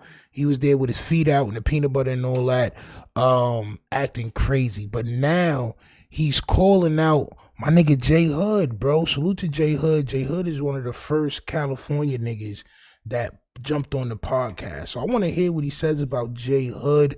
And I also got J Hood response to this. So y'all let me know what y'all think, man. Salute to J Hood, man. J Hood, if you see this, champ, just understand, my guy. Sometimes you gotta knock these niggas out for real. Especially a nigga like this guy, bro. You see the back of this nigga head, bro? Yeah, right. Bro, you gotta do damage, kid. I ain't gonna lie. Let's go. With J Hood. J Hood. Oh, I whooped his little homie too. Oh shit. I'm talking about they used to talk about him like they talk about 4Extra. Right. We in the prison. We in Wasco reception. They talking about he the knockout LA County knockout artist. He was whooping so many people. He whooped their ass, had them shitting on themselves. Boy came in that motherfucking cell and on my mama, the nigga crawled out. Red homies. Damn, J Hood. Damn. See? You see what I mean, bro? A lot of these guys, bro, they get on here and they talk about they war stories, bro, and they get lit. They got a few people to back their claims up and all that. I'm not saying J Hood hands ain't like that, bro, but it's always two sides to that story, bro. Always, bro. J Hood, you went on here, you said nobody ever whooped you out incarcerated. Thanks. This nigga King Pill say he had you crawling, champ. I don't know, man. Nasty work. Yeah, some was in special ed. Bro, look, man. Honestly, I believe these niggas will pop up on No Jumper and say whatever they gotta say to entice whatever audience, right? However, seeing the recent things that's going on with No Jumper, knowing the feds is watching and all of that, do you want to bring this type of attention onto yourself, being a podcaster that's also in a gang and going on No Jumper? That's my question. Is it worth it? Is it worth it? America's next big Rico. Son, it's gonna keep happening, bro. I'm telling you, bro. King Pill, watch yourself, man. Watch yourself. Crawled out the cell. I had to throw him out the cell. I said, get your bitch ass out of here. The CO started laughing. The next day, the moved buildings. We walk in the yard, that looking like Elephant Man. Yeah, homie, tried to grab me because I'm going so hard from the shoulders. Try to grab me, I headbutt him. Boom. Don't play with me. Don't. I can't front. I believe that story. This nigga, I take this nigga as a head butter, a leg biter, a eye poker, face scratcher, all of that. He's the nastiest fighter in jail. All of that. A toe stomper. This nigga look down and see you ain't got no shoes on and stomp on your toes. All types of nasty work. Bite fire out you. All types of shit, bro. Pocket sand. Yeah. Yeah. Throw sand in your face is diabolical. Niggas just reach down like, ah. Right. Nasty work. There's plenty of gang members waiting to go to No Jumper. Yo, listen, man. And I mean, as long as they going up there, we gonna document it to see what's gonna happen, bro. To see if this is really a problem or not. See if Adam is really diabolical or not, bro. Don't grab me. Don't touch me. You feel me? Bust this shit. Instantly swole up, leaking, looking crazy, bro. I'm talking about if this was peanut butter, if I was a peanut butter man, bro, he could have got fucked in there. What? He could have got. Come on, man. Hold on. Oh, another request here. I know I'm an asshole. Can we put up that picture? Can we put up that picture of him? Hold on, champ. Yeah. I think that shit is so funny and accurate right now. Bro, that's nasty work, bro. If I was a peanut butter man, he would have got. Bro, listen, y'all gotta stop looking at unconscious people, bro, and thinking about their yams, bro. That's a fact. Yo, that is nasty. That's the worst. Y'all gotta stop thinking about people that can't defend themselves, and you thinking about they damn yams, bro. It's nasty work, bro. For real, bro. Come on, bro. Like, y'all niggas is moot, bro. Like, I mean, it's really, that's the only thing that I can say, bro. Y'all niggas is definitely teetering on that. Nah, man, it's not even teetering, bro. It's not even teetering at this moment, bro. It's full out mook at this point, champ. That ass. His whole interview looked like it stink. All my soul, it smell like, bro, come on, man. You can look at this guy and says that he smells good. No, champ. Not at all. That's funny. That whole chair smells like a tuna fish sandwich right now, champ. Nasty word. Imagine being Cellies with him, bro. Throw me in the hole. Facts. Yo, listen. Sometimes, bro, you just gotta pack it up, bro.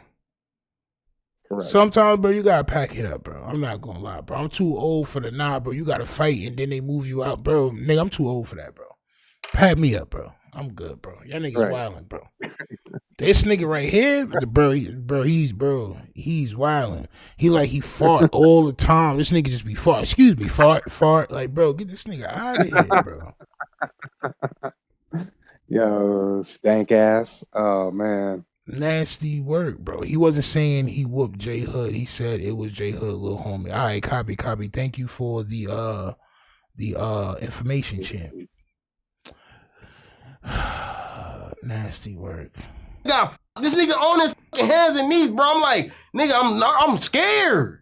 I swear to God, I was scared, bro. I'm like, damn, this nigga look like he dying or something. He on the floor like, eyes Chinese, bro, swollen. I'm like, damn, blood. Like, I'm looking at him and looking out the window. There's my cellie on his way back. They like, oh, take your ass in your cell.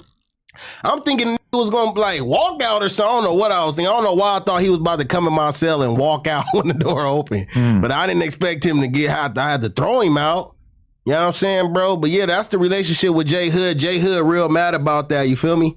And J Hood be doing a lot of bullshit, a lot of bullying ass shit, you feel me? Sneaking behind non-affiliates and knocking them out. Like, he was a weirdo, bro. I can't wait till you get out. That's just stories that you heard. Damn, J Hood. So you was sneaking, or y'all would say dope fiending, but you was sneaking non-affiliates, bro? Damn. That's what I be saying about them niggas though, bro. Like, them niggas see non-affiliates and people that's not from out there as lesser than them, bro. Like, y'all niggas really be tweaking, bro. That's very nasty work, J Hood. Counting that as stripes, bro. Like, I always thought, like, if you do anything to a non-affiliate, that's just not a stripe. It is. This is what we would think, not being from there, hearing their code of ethics from out of state. Right? So they will push their best code of ethics. Nah, bro, we don't do that. I've even went on record to say, and I'm not gonna hold you, I can admit my mistakes. I went on record when Charleston White first started wilding. I went on record to say, nigga, gangbangers don't hurt non-affiliates and people that's just minding their business. Throughout this last year or 6 months or however long it's been, bro, is they done changed my mind, bro. All they do is prey on non-affiliates and people that's from out of town. That's all they do. That's their best attribute, bro. That's their best strength. Wild out on people that are scared because you got this rag on, and this rag it's a symbol of a bunch of niggas. So when you see this rag, you see a bunch of niggas. You don't just see this one person, you see a bunch of bagels. Crazy. Right? It's crazy work, bro. The average person don't have a bunch of people to wild out with you and a bunch of people, bro. No, they fight on their own. Like, I'm not, oh yeah, hey, 10 other people, come with me. I need to go fight somebody. No, that looks really weak. Nasty work. Obviously, he said it ain't cool to mess with. Obviously, it don't matter what he said. The fact is that he still did that shit. He still did it, bro. And this is not just him. This is something that them niggas do. All right? Which is nasty work. I'm not gonna lie. It's nasty work, J Hood. Let's continue. Heard is that he was bro, he telling stories himself. Like, I was just evil back then. I was just like the devil. Shut your ass up. You on a 50-50 yard, devil. Wait, but so Braze is never getting out, basically, right? Man, he might get out. Okay. You know what I'm saying? Anything's possible. If they change the laws and they make murder legal, then he might get out. Even if he don't, Braze is on that. But J Hood, not in there. J Hood is like, he's getting out like next year or this year, right? Let him out. So is he? You think he's going to be about to be like a podcast celebrity? He's going to be out here? No, man, he going to get out and be back acting a fool. No, but hopefully he do stick with it. But when I look at it, nigga, I can look in the eyes. You know, certain gestures, certain way to act when he telling the story. He like, yeah, I'm finna get out. I'm gonna be in a nice car. I'm gonna have a nice chain on. You better be thinking you fucking Suge Knight or something like that. Shut your ass up. So my son J Hood be talking good though, bro. I'm not gonna lie. When I look at J Hood, I don't see somebody who's not gonna change. Every time he do tell his stories, he say, you know what I'm saying? Like right in the beginning of the shit, like, yo, this is for the kids and I don't want them to take the same road that I took and all this. And you know what I'm saying? Like, so, I mean. And he told his story on our platform, and he seems like he didn't want any of that to happen. Yeah. You know what I'm saying? That nigga seemed like he had remorse and he was. I mean, so I don't know about what King Pill is saying, but you know, once they get on No Jumper Champ. Yeah. Gotta throw that smut on that jacket, you know. Now, if J Hood is a real member, like they say, I don't know, I'm not from out there, right? I'm just saying if. Right. You know, it might be some people that's mad about what he's saying. Yeah, true. I know some people say, oh, you on a 50-50 yard, it's set, don't rock with him and all this other shit. I'm just saying, what if? This is why you don't go places and talk crazy like this, bro. That's all. True. You think he's ready to leave the streets behind and just be a businessman? Nah, or what? I don't think so, bro. That'll be the best thing that he should do when he bring his dumb ass out. You know what I'm saying? Stick to the podcast, but your ass be back on that 50-50 bottom bunk. Because that's the new wave, like him and Braze, etc. They got so much clout from just having phones and just making videos while they're locked up. But then Braze didn't make a video for like a month, and now he's back at it all of a sudden. Oh yeah, but shit, shout out his work ethic. He was still popping it on the phone. You feel me? Still calling in, popping it. You feel me? Like a real podcast before, like an internet radio. Right. Yeah, like Howard Stern. Shout out Howard Stern. But you didn't think of that while you were locked up? Like, I'm gonna develop an internet presence? Bro, I was like a kid, bro. Nah. And we had flip phones. Right, that was a while ago. You feel me? Like, this is a long ass time ago, bro. Once I start having kids and shit, I kind of like easing up. I started getting money. These niggas be telling they 18-year-old stories. Champ, nasty word. Feel me? One day I was trying to kill somebody. You feel me? No, I'm serious, bro. I'm serious. One day I was trying to go on one, and one of my homies, OG homies, shout out my nigga Fat Mac, P, getting money. You feel me? One day I was trying to kill somebody. You feel me? No, I'm serious, bro. I'm serious. One day I was trying to go on one, and one of my homies, OG homies, shout out my nigga Fat Mac, peace, North Side. He was like, little homie, man, you always tripping, blood. Just try to just focus on getting your money, man. You be having these broads, just stay focused on the broads. And when he said that, it was just kind of like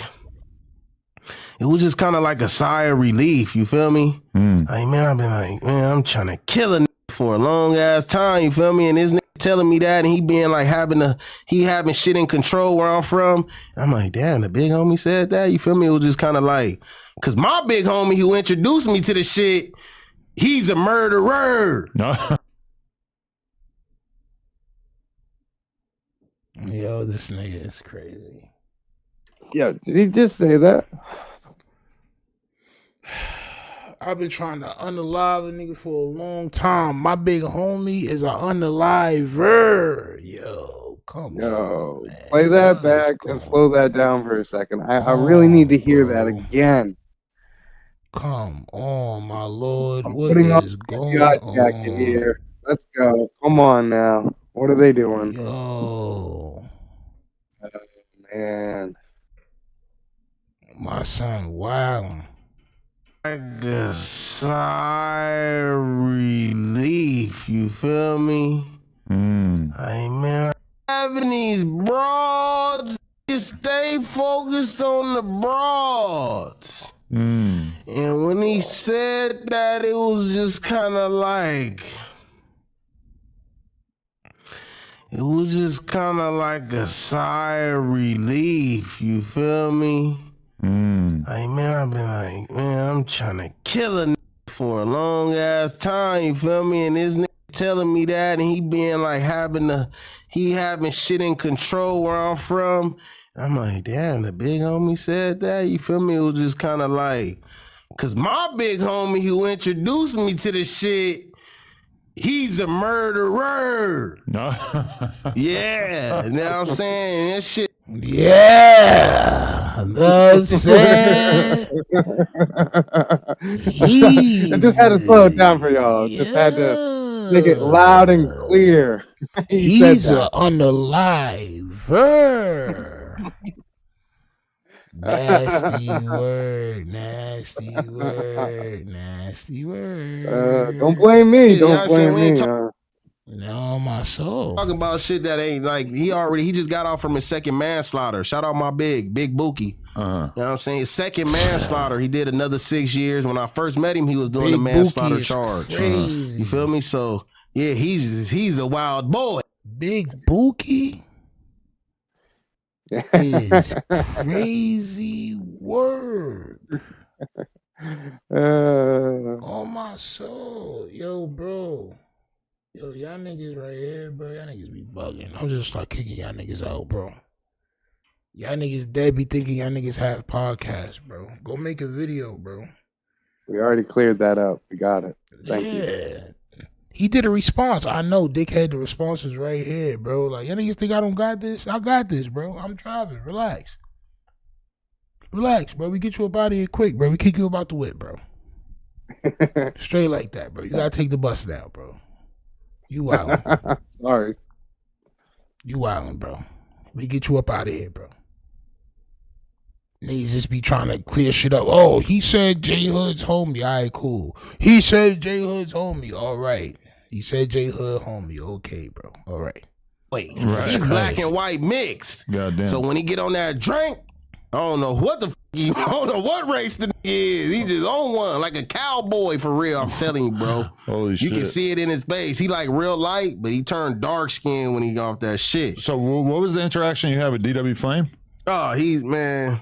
DW Yo, Flame, man, he on like point, a big bro. for nothing type nigga. You feel me? That's what we call him. Like, he think he big. He think that shit gonna mean something. But It's where'd a you big run for into him? nothing. Or are you just watching him online? Nah, bro. I just kind of had some little words and shit with him. We going back and forth. He kind of responding to my messages. You feel me?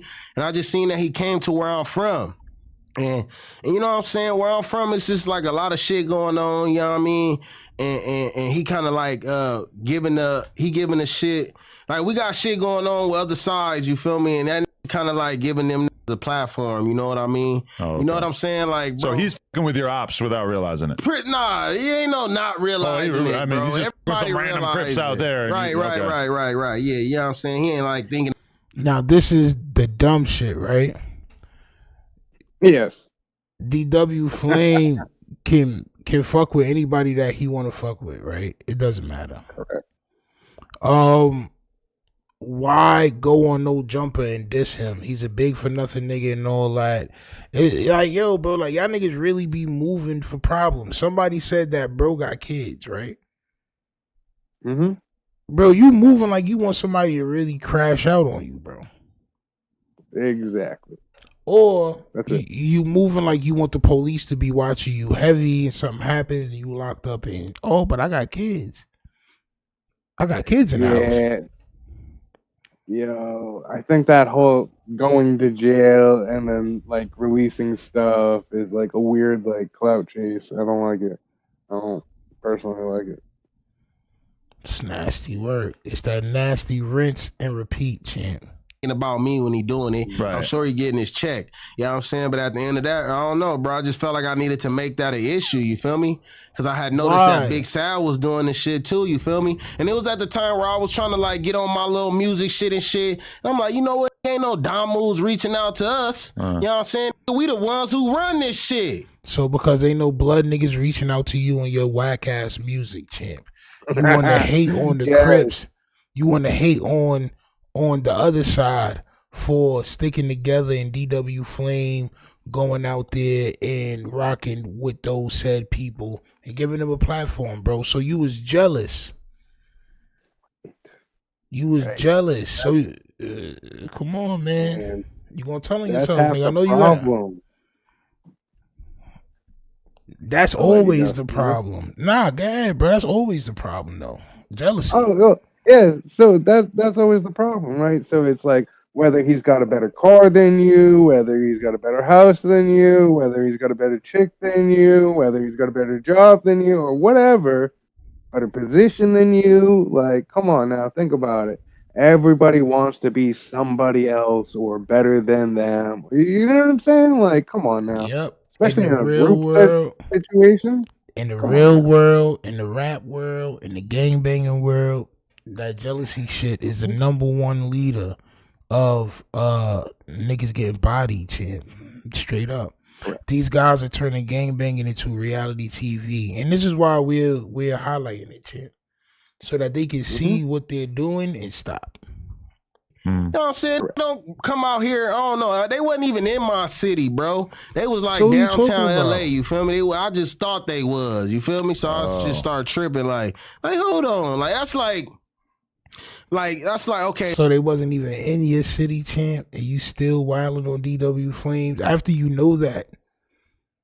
This is after you realize that they not in your city.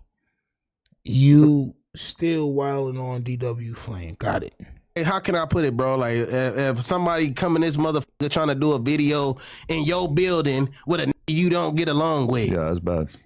What are you doing, bro? And you not there and you see the video, it's like, what? So, yeah, bro. So It's not your city, champ. You don't own that one block in that city. Looks like you don't even own a crib. Ah, man. that's just basically what I was. But he's the big for nothing type. You feel me? If we in the motherfucking penitentiary or something go off, he like one of them that's big, but he not quick to get inside that action. You feel me? Okay. You know what I'm saying? Yeah, but shit, yeah, that's what it is with him. I do not personally know. It's that shit with a smile. Yeah, but that's what it is with him. I did good, right? Yo, DW Flame to ever be tucking his Birdman tail. hand thing, crazy. Yeah, nasty. He don't even own a t-shirt. From the looks of it, drawers, socks, none of that shit, champ. Man, So shit. I don't know. All right, well, shit, man. Just tell him holla at me. So you think he would be a good opponent in the squared circle? You In think what? like in a boxing match? I done seen him boxing. He kind of already exposed his hand. Like, he really don't know how to throw him like that. You feel me? Uh-huh. You know what I'm saying? But that's just how it is when you like a youngster and your big brothers is known. You feel me? My stepdad is from their hood. You feel me? Rest in peace. Rest in peace, Itchy Rad. You know what I'm saying? The karate champion, big buff black nigga. You feel me? That's who kind of like raised a nigga here and there. He used to do a lot of prison time. That's who was hunching on your moms, nigga. The fuck is you talking about, nigga? That wasn't your pops. That was a nigga that was hunching on your mother, nigga. Big, swole, ball, backling ass nigga. What? These names, again, are wild. Like, I always thought, like, Big Evil, Little Evil, like, Man. okay, that's understandable. But, like, Itchy Rat, what the are you talking about? Big, swole, diesel, meatball, sub-eating ass nigga was dropping crumbs on your mom's back. On my soul. Right. I guess if you're big and tough looking, like, you can call yourself whatever and do whatever, and like people just let you do whatever. Okay. Ray-Ban says that Clouditine is real tough. Is real tough. You said black cherry flavored. Now it's in dark chocolate. All right, so you got 24 hours to catch a flavor. Now it's dark chocolate. The dealers are always switching it up. It's crazy. Yeah, I'm saying you gotta have it in different flavors, champ. Struggle Boxing says he looked like a chubby little Scrappy. Nah, facts. Somebody said that. Yeah. Somebody said that they would pay to see me box, son.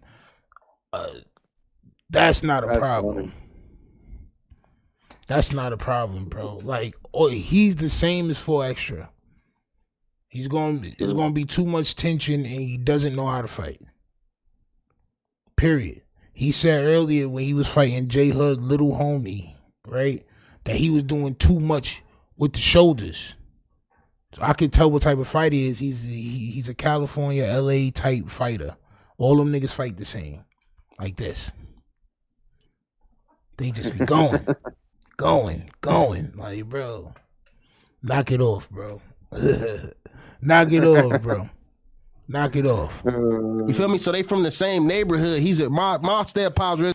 But y'all understand what Adam is doing, though. I meant to say this. Adam, he made a post saying that he's the new Don King. Adam is trying to line up these gangbangers against each other to box, right? So Adam, when he meets these gangbangers, he see how tough they may be, and it's real mook. He's looking at their size, he's looking at their muscles. This is probably why son got his shirt off, so Adam can see what type of shape he's in, if he's portly or not, right? Which is very moot. I'm not gonna hold you. Nigga Adam sizes up every nigga in there to try to see if he can get them to fight each other. And this is where the content is going to. Adam needs a out. He wants to make more money. He says that he's losing bread. This is gonna be his out. He's gonna be lining up these different gangbanging niggas to fight each other, champ. In a piece of real factor, you feel me? And his brothers, you know, is real factors and shit, bro. But you just kind of like growing up, you don't really got no history. Niggas don't know you for really doing nothing major. Even in the jails, bro. Like you ain't really going that hard, bro. You really don't got no rep. You just be doing those tough guy skits, acting like you hard. And, hey, this is my girl. Hey, I don't suggest you talk to her. Like, man, shut your ass up. This is real. You get your ass punched up by little dudes, bro. It don't gotta be a big dude. You feel me?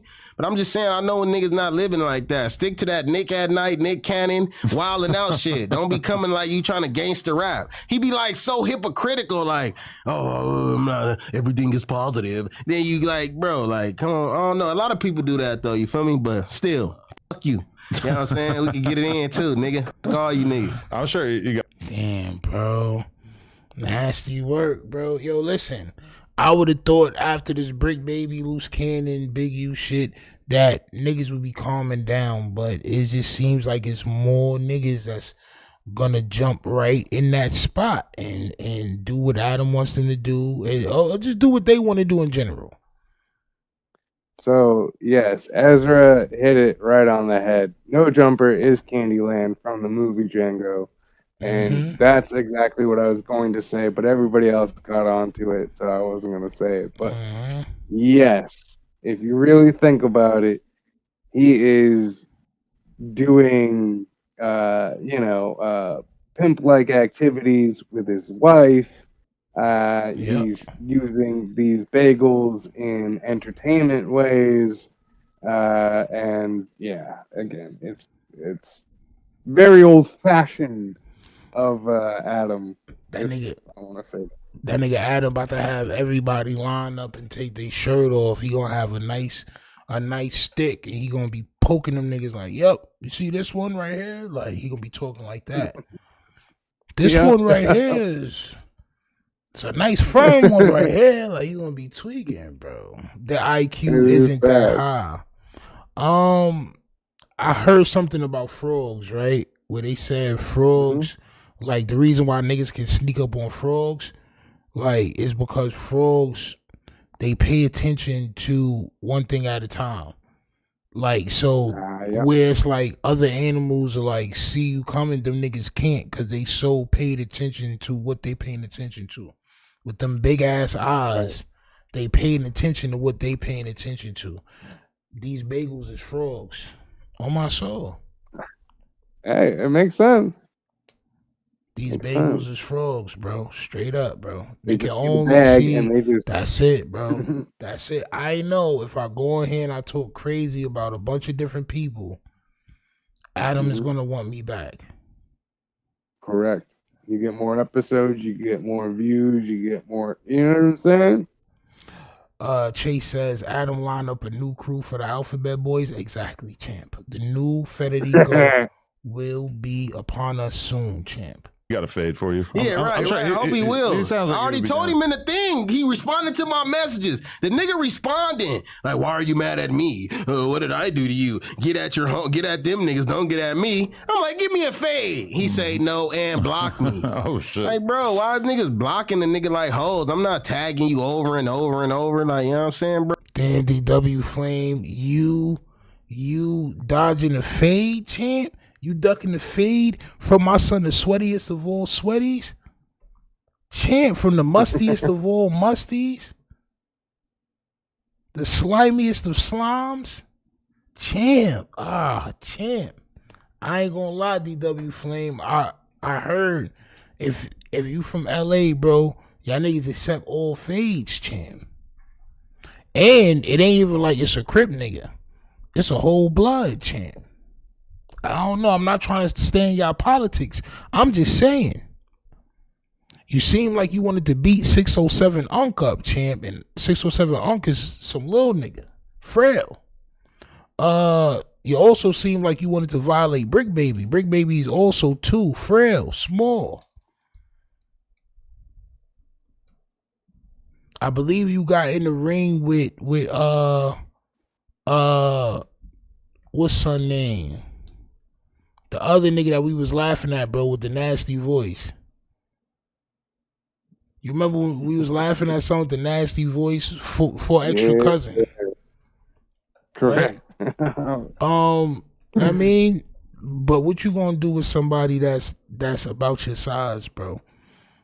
Right? What you gonna do with that? Right? Are you gonna wild or not? Asthma, yeah, asthma. Yep, asthma with the nasty voice. My son sound like he got asthma. Yo, we definitely need to follow back up on him. That was Money good. Bag Rose. Yep. All right. J Hood did drop a response to what this disgusting sourdough bagel had said, and we're gonna get to that. Salute to J Hood, man. I want to hear what he had to say.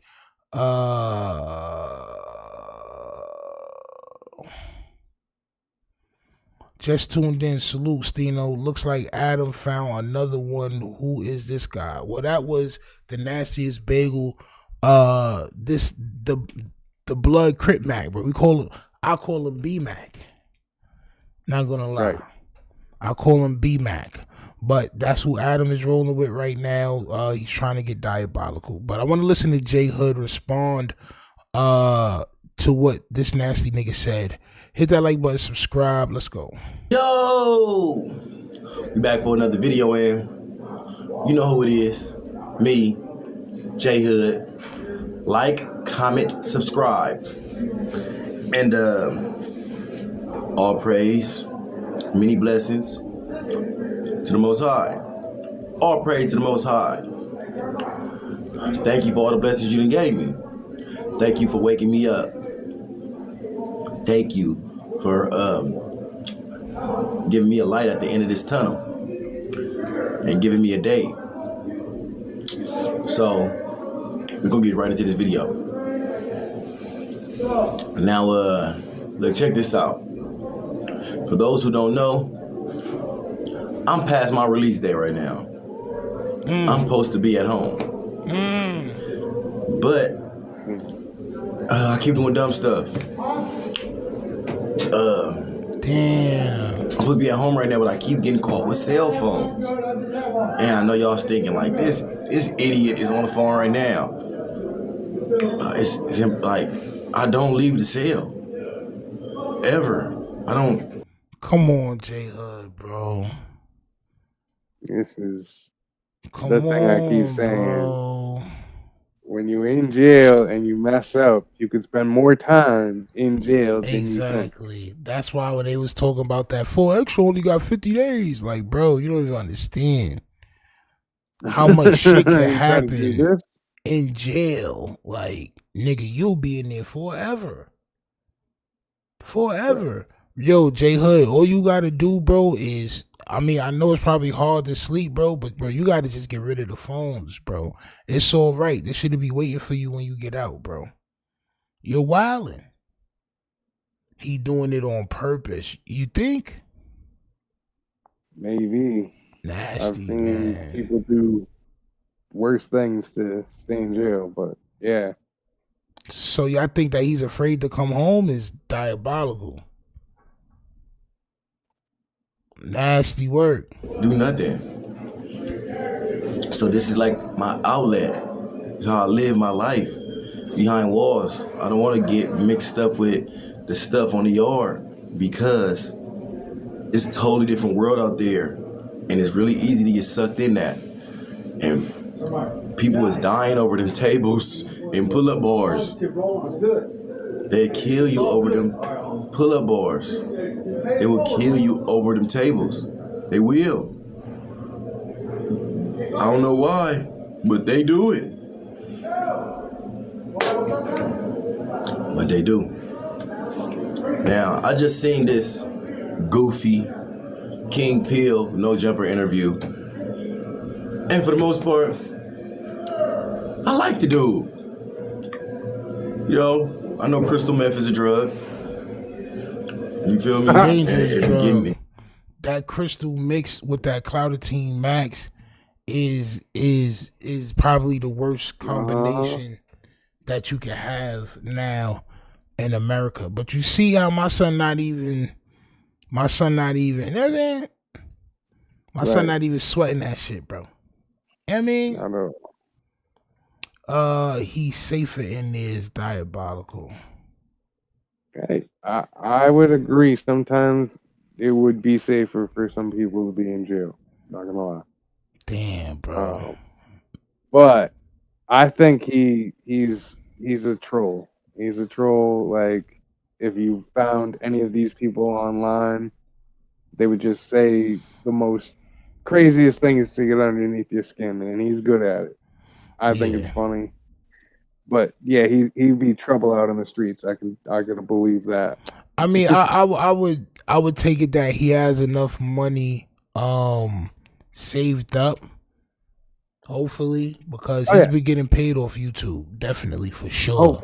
Hopefully he'll come out and do something. Right, so he should have enough money to at least get his own crib and shit like that. I mean, so J Hood, man, you just gotta chill, bro. And I mean, who keep giving this nigga phones, bro? Like, if you care about J Hood, stop giving him phones, bro. Just tell him no, bro. Just go home.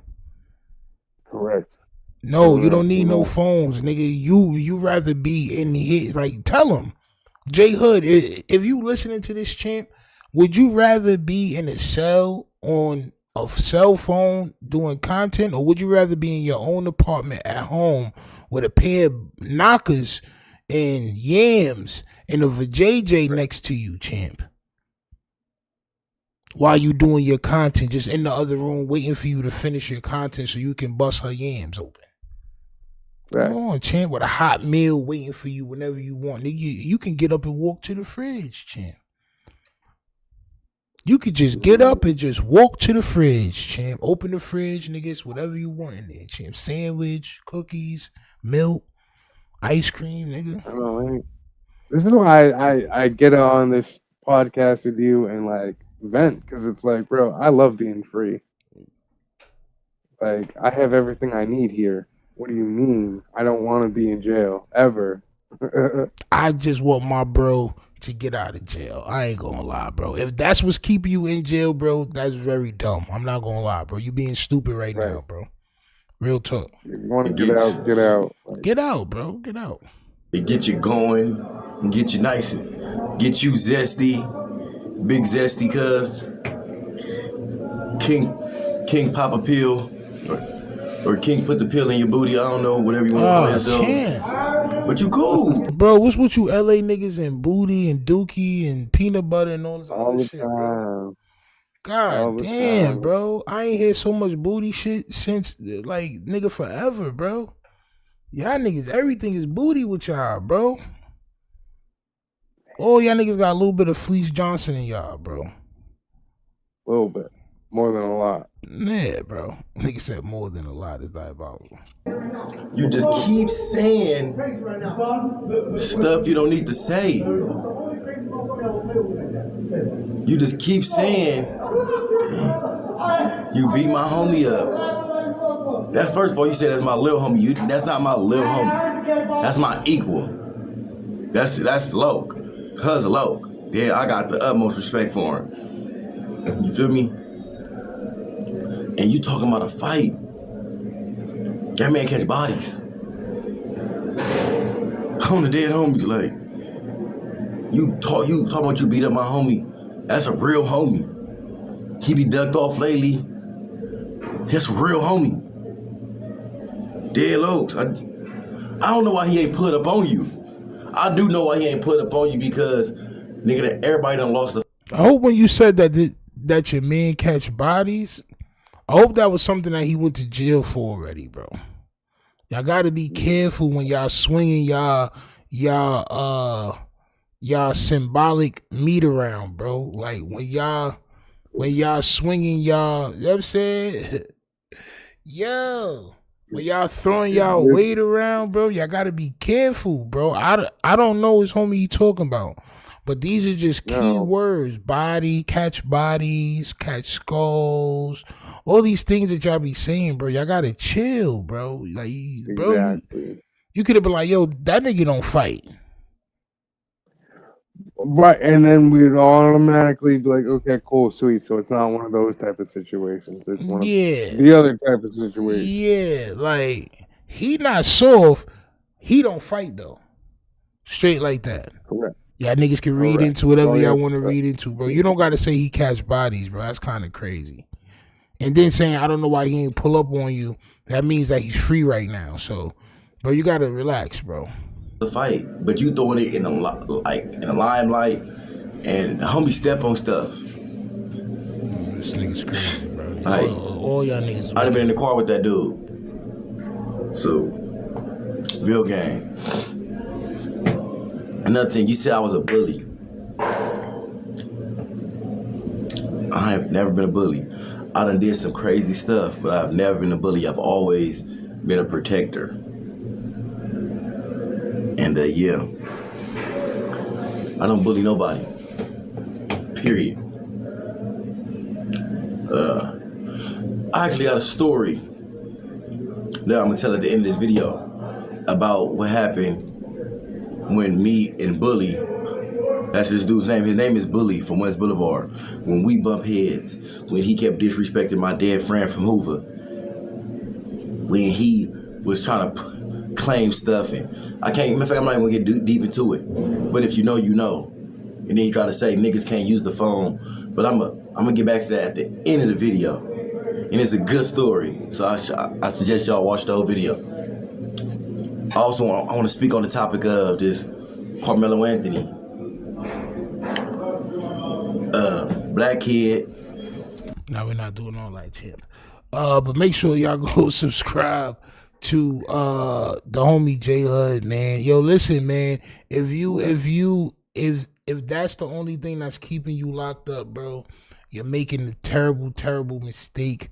You need to be out here breathing this fresh air, man, and living life, dog. You don't want to be locked up in there forever. All right.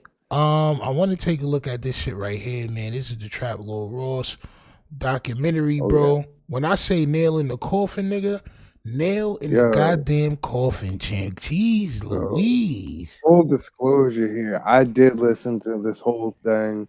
I ain't watch it yet. If you are a like true crime like buff or whatever, this is really good. It does that like suspenseful stuff, but it puts a lot of things in perspective. Man, bro, we about to see these niggas get real crazy. Hit that like button, subscribe. You know, Trap Lord Ross likes giving the police a little bit more extra information than what they may have, champ, right? So it's gonna be interesting. It's gonna be interesting. Badass up in there. Yeah. I got rid of him, champ. Okay, I was like, he's gone behind. On my soul. Let's go though. Criminal gangs have historically abided by the principle of omerta, a code of silence. But that was a long time before things like drill music or podcasts became a thing. Nowadays, besides drill rappers like King Von and Lil Durk, who use real-life crimes in their music as an important part of building their brands, there's a whole lineup of podcasts focused on hip-hop culture that Lil Durk is still fighting this case. I just want to let everybody know that. Blur the lines between entertainment and real gang politics. The likes of DJ Vlad interviewing the most infamous rappers, athletes, gangsters, mobsters and mafiosos, and most importantly, the No Jumper podcast, which made stars of gang-affiliated larger-than-life personalities like Crip Mac and 4Extra. One of the most infamous hosts of No Jumper in recent years is Rollin 60's member Bricc. His crazy stories from the streets of LA all the way to Atlanta, where he tapped in with some of the most famous rappers and trappers in America, made him one of LA's most beloved podcasters. Bricc had a years-long come-up as a podcaster on No Jumper, while also juggling his rap career and dropping numerous songs and music videos, some of which I made cameos in, having become friendly with Bricc during appearances on the No Jumper podcast myself. But according to the criminal complaint, before Bricc went all in on podcasting, he was still connected to street activity. The criminal complaint would paint a picture of Bricc still ripping and running in the streets of LA and paying percentages of robberies he was involved in directly to Big U. However, this wasn't the only suspicious street activity that would come back to haunt Bricc during his podcast arc. He was also also connected to the ambush on rapper Quando Rondo in August of 2022. Look at this nigga, goddamn. Yo, listen, the veins, bro. This the veins. When I be like, who had the veins in the red hoodie? The veins popping out their forehead. I'm talking about this nigga right here. This picture right here. And it's crazy, right? Because I keep hearing people say that Bricc Baby is tied to that case. I know Bricc Baby said the whole they can't say you can't slide for Vaughn or you didn't slide for Vaughn no more. I know he said that, but I didn't see it in no paperwork. So it's interesting to hear Trap Lord Ross say that just now. Quando, who had $1 million bounty on his head after Chicago drill rapper King Von was shot dead in a fight with Quando's entourage, would visit Los Angeles and be ambushed by masked shooters who had flown all the way from Chicago to kill Quando on behalf of Lil Durk, allegedly. But things went wrong, and they ended up killing his cousin Lil Pab, real name Savia Robinson, by mistake. But to make matters much worse and more complicated, Bricc Baby and Big U's names were brought up into the mix immediately. Quando's tragic situation was allegedly the culmination of a multi-year back and forth with Big U himself, as Quando Rondo also reps the Rollin' 60s Crips, but is part— Yo, bro, this be the shit I be talking about, right? Because it's like, this nigga is giving facts or what could be perceived as facts. That's why I say it's interesting because, right, so you have to think about it, right? He is part of the Rolling 60s, Quando Rondo. So, I mean, to think that if Big U is the head, that this wouldn't tie to that. Like, I mean, so, you know, with the whole Lil Durk thing, I think people forgot about the Crip shit. Or at least I did, because the last thing I heard, Quando Rondo dropped his flag. He was like, yo, you know what? I don't want to be a Crip no more and all this shit. That could just be an internet stunt to get Yeah, you're right. You're right. I always think about it as like, what are the possibilities that it isn't what it is?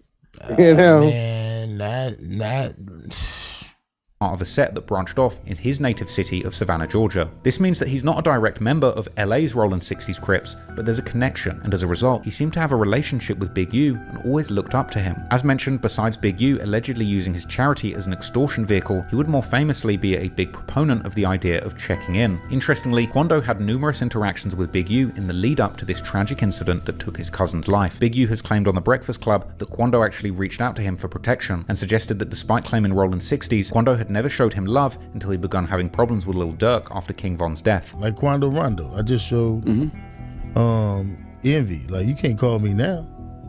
You can't call me when the fire hot. You didn't. I remember this interview. You know what I mean? You had my number. You could have called me. I remember this elicited a response from Quando, who denied ever calling Big U for protection, instead saying that he was only asking how he could give back to his community. Once called nobody, no on planet Earth for no protection.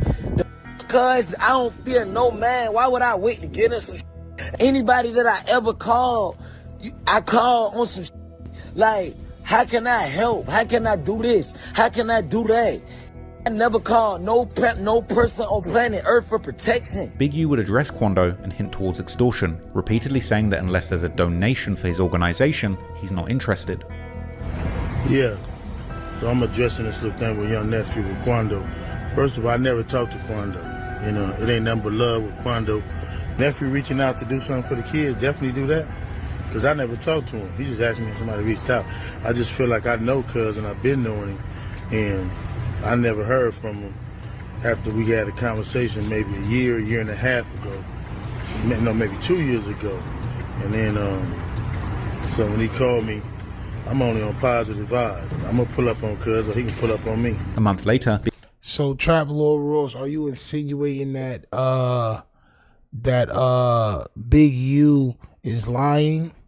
See, and this is the part about doing these type of documentaries on open cases, because you're putting things out like it's the truth.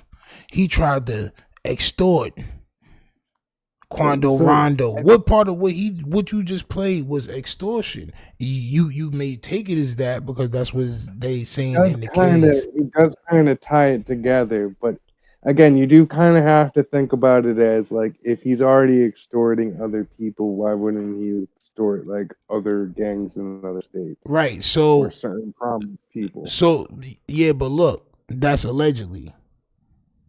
No, I know. I'm just saying. I'm like, if we're just going on speculation, allegedlys, and all that stuff, I mean, you kind of got to think about it as like, if he's like you said, if somebody's already lying, they're gonna probably lie about something. If I'm already extorting big celebrities, well, then I'm probably gonna extort like small up and coming gangsters in other states that claim my gang too, right?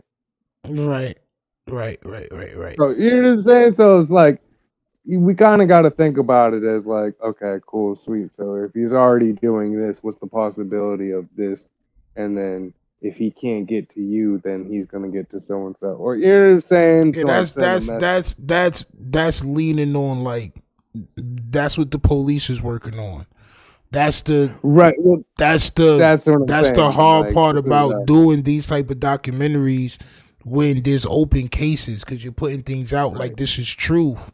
He didn't say, oh, maybe he was extorting Quando Rondo. He said he's extorting Quando Rondo. He played the clip. He's putting together what they may already be working on, but it's not paperwork yet. So as a person that, I don't know, Trap Lord Ross is a cream cheese, bro. That nigga don't go by the same rules that I go by. But no, it's just teetering on like, like, bro, is you trying to give them niggas some type of angle? You know what I'm saying? Like, this is an open case. You saying that this nigga, he's the reason why Lil Pop got, you know what I'm saying? So Ray Bans, he posted the interview. Which interview? Yeah. The Big U and Quando Rondo one from 3 years ago. The first checking in. And it is. I seen that one too. Mm-hmm. Yeah. I seen that joint too. Street Flame Crew TV says it was extortion when he got paid. Now listen, that's cool speculation. And I'm not saying that it wasn't. I'm not saying it was though. What I do is I react to information that come out for sure, paperwork, things like that. I really don't like speculating on open cases. Not gonna lie. So shit sound kind of crazy to hear. This is exactly what happened. He got this nigga backdoored. It's like that's an open case. I'm not gonna lie. That's kind of.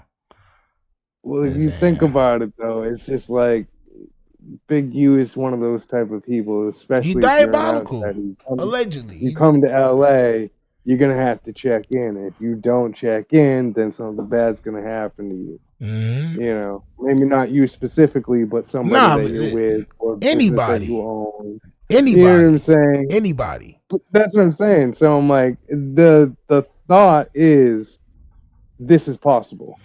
But right? that's teetering, right? And that's still different than what Trap Lord Ross is saying right now. This nigga's on some. This is exactly what happened. I've done my research. Oh, I know, but you have to take it with a grain of salt. Like, fuck what he said, because right now, I only believe Trap Lord Ross after the fact, everything, when he does those documentaries.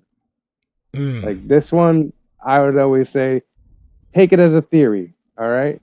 Like, take it as a theory, and, like, let's think, is this possible? Kinda. It's not definite, but I can see it. Possibility. So let's think about it. Openly here. That nigga Trap Lord Ross is crazy. The nigga Munchie B said, which we gonna get some more information on that. What he said about Drakeo shit. Right. The nigga, like, it's just like, all right. You know what I'm saying? Like, bro, you can't be really talking on open cases, bro. But let's get into it. Bricc. Oh, that's an old comment. All right, come on, let's go. Big U would appear on No Jumper in an interview where he seemingly apologized to Quando and indicated that there had been a miscommunication. These beefs just sort of spiral out of control, whereas it might have been more isolated. I can't understand it because somebody got to be a man at some point and say they was wrong. Like as far as Quando Rondo, I was wrong for saying it, but he was wrong for not reaching to his homeboy. And then on the same line that I reached out to you, you reached back out to me on it.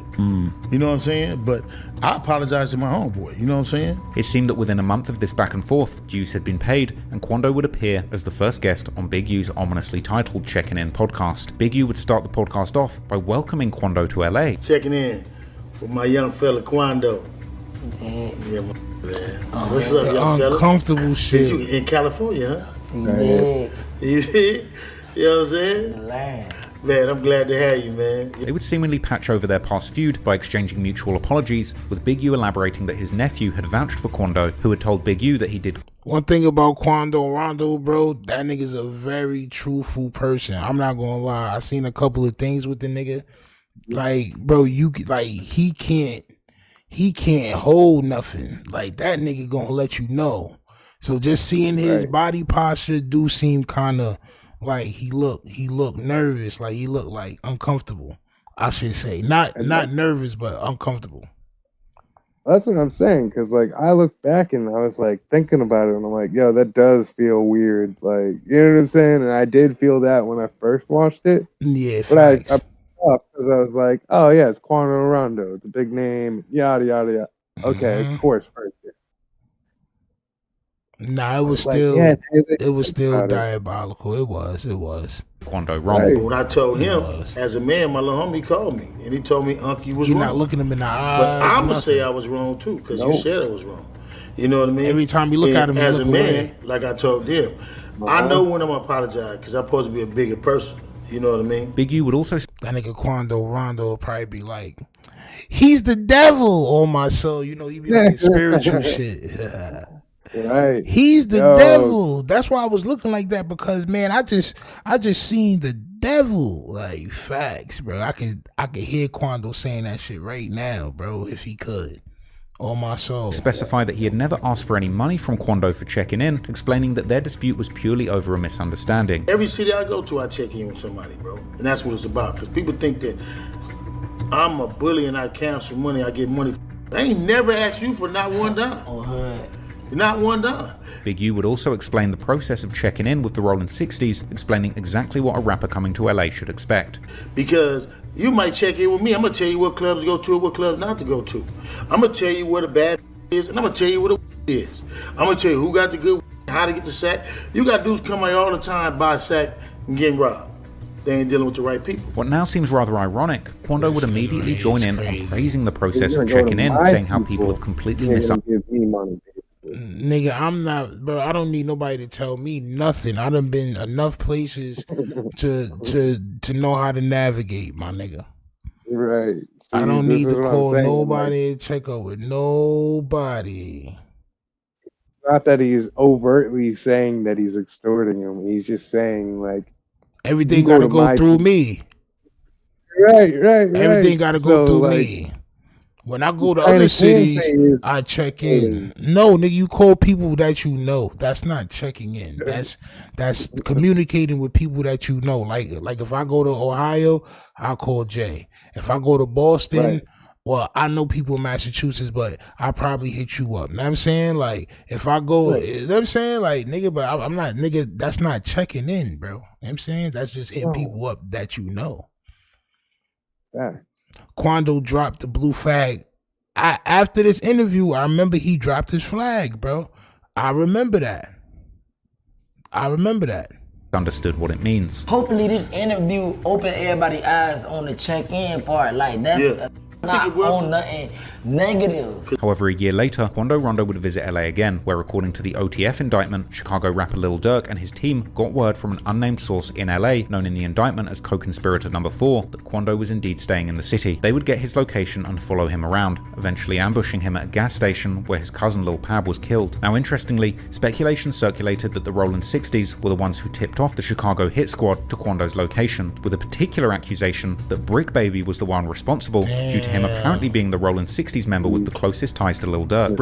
Now it's crazy when niggas is saying that, and they got you in a picture with Dirk, and they saying that in the caption, bro. This is, you know what I'm saying? Oh, it looks like that, and then you go on the podcast and say what you said is crazy work. Right. And that's why I think you can kind of put the pieces together, because there is some sort of underlying, like, why would you say this? Nah, Bricc Baby is crazy. Right. For sure.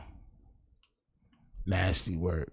Bricc would also openly claim to not like Quando in an August 2021 No Jumper interview, calling him out for claiming Rolling 60s and trying to get Big U and the LA Crips to try and squash his beef with Lil Durk and the Black Disciples, saying that he needs to check in every time he comes to LA. You know what I'm saying? Like, come on, man. And then you claiming it, you ain't providing for this. Come on. Right. You know what I'm saying? Like it's like Quando Rondo. You're not fucking him. Boy, stop. What is it? Boy, Explain. stop. Look at this nigga Adam. So what is it? Explain, bro. Y'all interneted me right into jail. Yeah, pussy. That is so funny, man. You interneted yourself in the jail, nigga. Look at you, bro. You just wanted to impress the goddamn soft serve cream cheese, champ. Nasty work. Stop it. Don't come to the 60s and want to provide now that broke them on your ass. You get what I'm saying? Like we ain't doing that. Yeah. At all. We not doing none of that. Well, that's gotta be weird for you because you've Dirk so much. It ain't weird for me. Yeah. It ain't weird for me at all. Just say, you know what I'm saying? You're not from Rolling 60s. Oh, really? You're not from LA Rolling 60s. You're not from Rolling 60s. Right. On the hood. We didn't make that call. But you didn't put that on the board like you finna make this play. On the hood. We didn't make that call. But didn't Big U and him kind of squash shit at a certain point, I feel You like? gotta come talk to the streets. Big U's a little removed from a lot of it. Nah, he is the streets. You Right. gotta come talk to the people who feet in the streets. You gotta come clear yourself on both angles.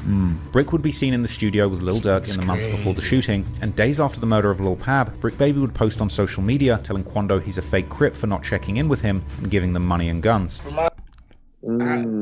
I guess the reason why I don't like Trap Lord Ross is because this nigga is so damn good at fucking like police work. Like I can That's what I'm see saying. I'm like, I can you see gotta the think about it. whole case laid out just like this, but it just didn't come out yet. Right. But I can see it laid out just the nigga went and found all the clips that they gonna use in the paperwork.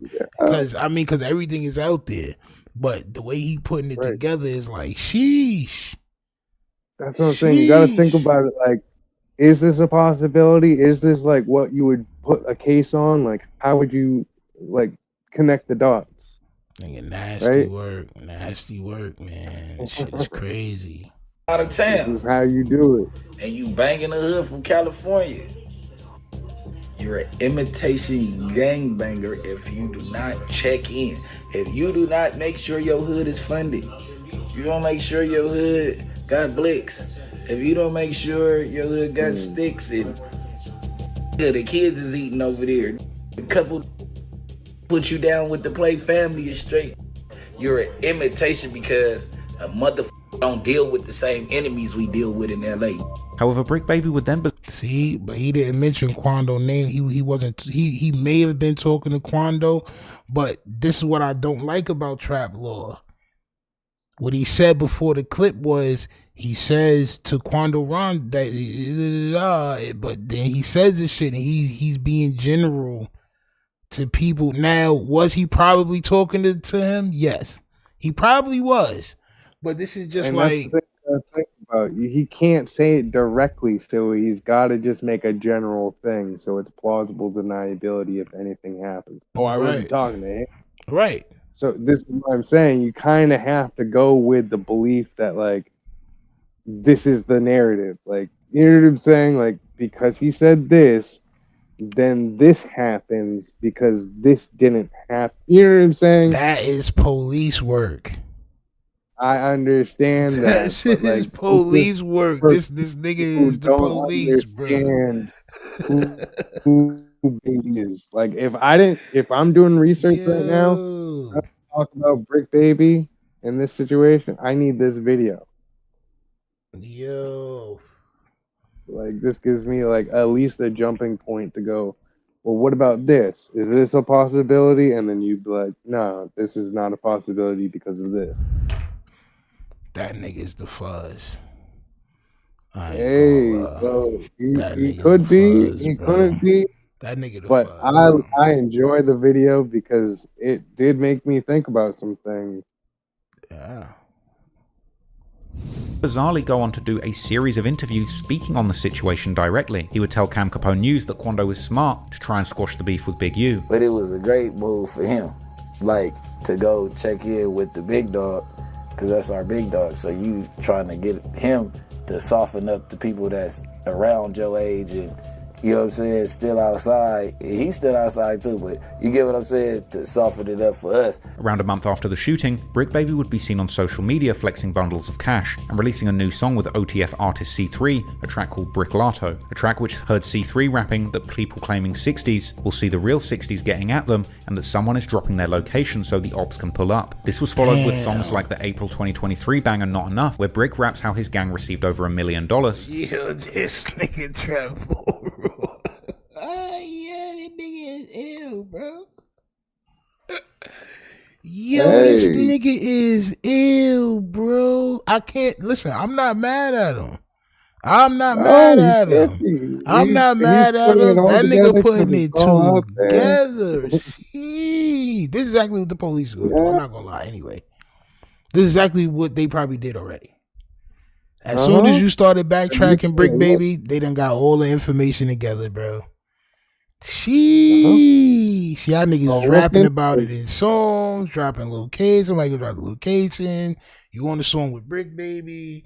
Yeah, bro. It's nasty work. For their last body. Million, of course, being the exact number that Lil Durk had allegedly put on Quando's head. However, for the record, no real proof has ever surfaced definitively showing that Bricc had any part in what happened to Quando, and I was quite convinced that Bricc was simply making the most of this unsubstantiated rumor just to promote his rap career. But as time went on, more hints would be dropped about the 60s being involved in the incident. Particularly telling was Quando denouncing his Rollin' 60s neighborhood Crip membership in an online post where Quando says that he's no longer part of the gang and that he's laying his blue bandana down, specifically mentioning how it makes no sense for him to be part of the Rollin' 60 neighborhood Crips since they mess with his opposition, essentially inferring that someone from the LA Rollin' 60s had set him up to get shot at in LA on behalf of Lil Durk, with Quando saying that it doesn't take rocket science to see what's going on, and ending the message by saying that he's now just going to focus on his family and loved ones. Big U's nephew, Tiny Draws, reacted to Quando's post, pointing out that this essentially happened to Quando because he failed to show respect to the... You see how y'all niggas comment yourself into a fucking charges? Jesus Christ, bro. I done interneted myself into jail again. Damn. Yo, son. The Rollin' 60s in LA, pointing out that Quando refused to check in, so they didn't check out and look out for him, as well as saying that there's only one way out of the gang, seemingly alluding to Quando getting killed, and saying that if he had shown the 60s love like he shows love to people like NBA Youngboy, then maybe things might have been different, claiming that Quando was disloyal and that the streets don't play fair. After the LA assassination attempt on Quando that claimed his... So Big U nephew goddamn threatened the nigga on Instagram live, on the fucking Instagram. Not smart, bro. It's just not smart. Nasty work, man. Cousin's life, Big U appeared on social media, seemingly taking a dig at... He can't be the feds in UK, so he came here as the CIA. Nah, I mean, listen, I'm not saying that he's really police. This is just exactly what the police is going to have in their paperwork. Exactly. Just before it comes out. This is why I like it, because it's one of those things where it kind of makes you really think, like, is the case going to end up like this? Like, are we going to be looking at it like, oh, man, did they actually extort Quando Rondo? Did this actually happen? And is he going to be on the stand? That shit looking like it's crazy right now. Quando by saying that if he took a loss, he wouldn't leave his gang behind and there would be no crying from him. Imagine all the dudes, and when the storm came, they folded their tent, they went inside, or they shut down. No. That ain't what no real do. When it get hard for me, I get quiet and I get still, because I need to hear all the doors is opening. I said I welcome the challenge. When it get hard, I welcome it. Nigga, you ain't welcome this Rico. You was crying and blaming racism and all that shit for the reason why you was getting locked up. Or y'all might as well go get Wack 100 too, and 600. Niggas, remember that? Look for it. Later on, Big U appeared in a video seemingly celebrating a deal with FX relating to that 2021 show Hip Hop Uncovered, telling the audience that he's celebrating while smoking a cigar to the camera. It's really just a celebration. I don't drink. I got this as a gift from a production company for the success we had with Hip Hop Uncovered. Just thought I'd kick it with y'all and chop it up. I don't smoke, but I do get to celebrate.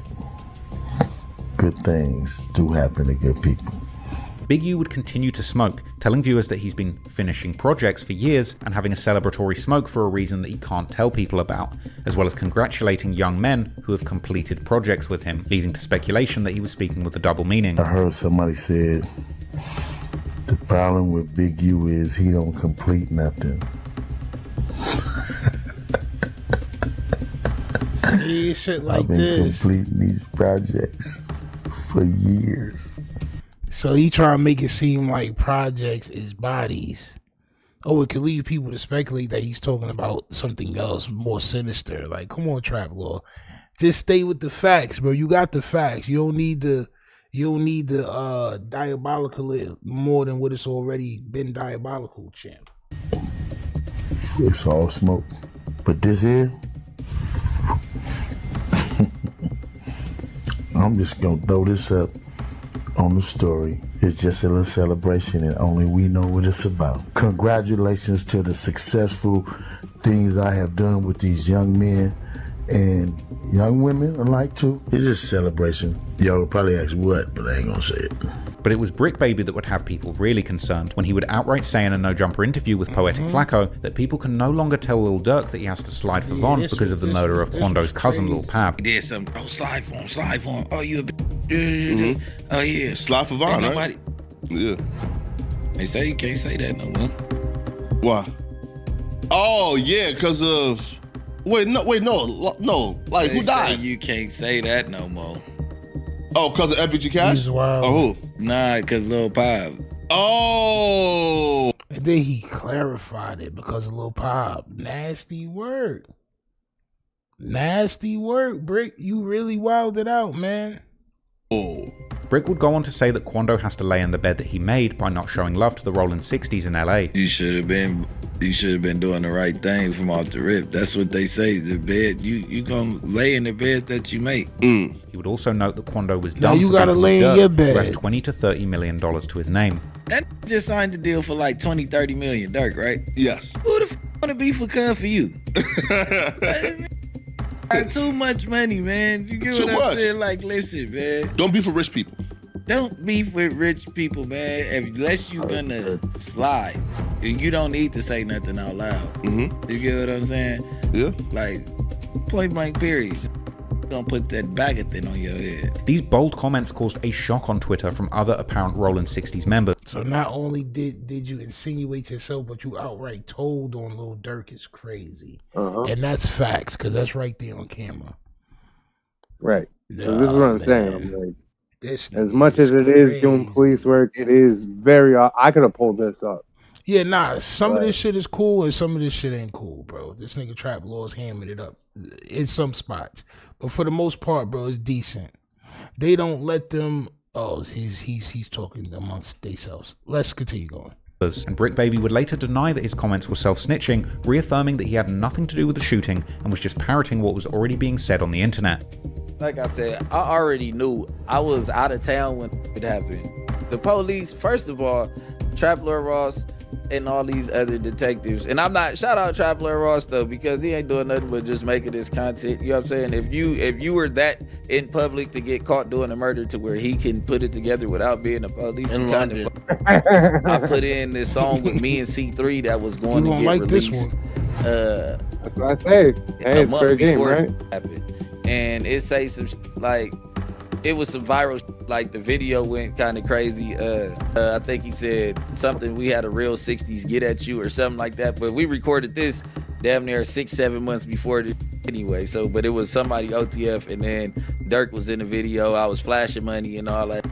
Name one person that's gonna give Where is the million at? The rumor was that there was $1 million on Quando Rondo's head, and that as a result, that there's a lyric that Bricc has on another song where he says, "We charge a quarter for a pack of 100's not enough," and I said the last turned the pack. We got $1 million plus. Yeah, because on the internet they were saying that I took 100,000 from Dirk and I signed the OTF and I had to do a hit for it. You get what I'm saying? I'm like, man, we charge a quarter for a pack. Like, you can't pay me 100,000 to kill nobody. Like, I'm charging $1 million plus. You know how much it costs for to get out of jail after a murder?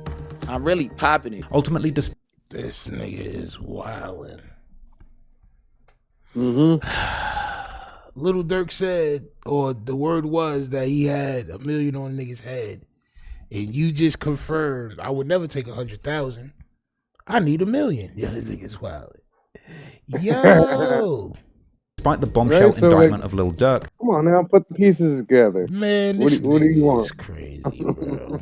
And a handful of other alleged co-conspirators for murder for hire in October 2024, it still appears that Bricc was not officially involved, and he's not been formally charged in relation to this incident. But this was a major incidence of street activity surfacing on a podcast for all to see, and the eventual criminal complaint against Big U would indeed reference what happened to Quando directly, with a wiretapped conversation observing Big U saying what happened to Quando was a direct result of not checking in. So all of this was going on behind the scenes, but at the same time, the likes of Bricc Baby and Luce Cannon were jumping in podcast studios and letting small details slip. However, if there was one person who was truly a danger to Big U with a microphone in front of him, the cinnamon graham cracker champ himself. The cinnamon graham cracker himself, the gingerbread man, Wack 100, baby. It would be Wack 100. Another infamous gang-related figure in LA politics, Big U always had a strange relationship with Wack 100, who was arguably the red bandana-rocking Pyru counterpart to Big U's blue rag-rocking Crip persona. Both OG status LA street legends with a formidable reputation in the streets and the industry, Wack 100 and Big U have had some disagreements in the past, like in 2019, when a leaked audio would have Wack implying that Eric Holder did what he was supposed to do as a gangster. It's a harsh reality, but we stepping out of civilization into the jungle of gangbanging. Because the ledge gun, man, right? When it comes to the rules of engagement of gangbanging, he did what he was supposed to do when another gangbanger calls you a or a snitch. You supposed to handle your business. And can't nobody say that's wrong. Given what Nipsy was reportedly accusing him of, this would cause some controversy in the media, as many would see Wack to be defending Holder's actions and excusing Nipsy's murder. Big U would then seemingly have a conversation with Wack 100 behind the scenes, after which Wack would post what appeared to be an apology on his social media. Not long after, Wack and his artist Blueface would appear on the No Jumper podcast, where Wack would provide more context to his earlier comments. He puts it out there like I said some horrible, crazy, right? Right. But he's playing the subscriber follow game. You notice he's been saying, come subscribe, and I'm gonna let it out. It's been like 2-3 weeks of subscribe, and he gonna let it out. So what I did was call Reggie Rice platform, and just everything I said to Reggie. Right. So now what you gonna put out? Listen, I'm not a gang banger anymore. I haven't gang banged in like over 20 years, meaning I haven't woke up and hated the Crip or seen a dude in blue and wanted to do something to him because I thought he was a Crip. Clearly. Right? That's gang banging, right?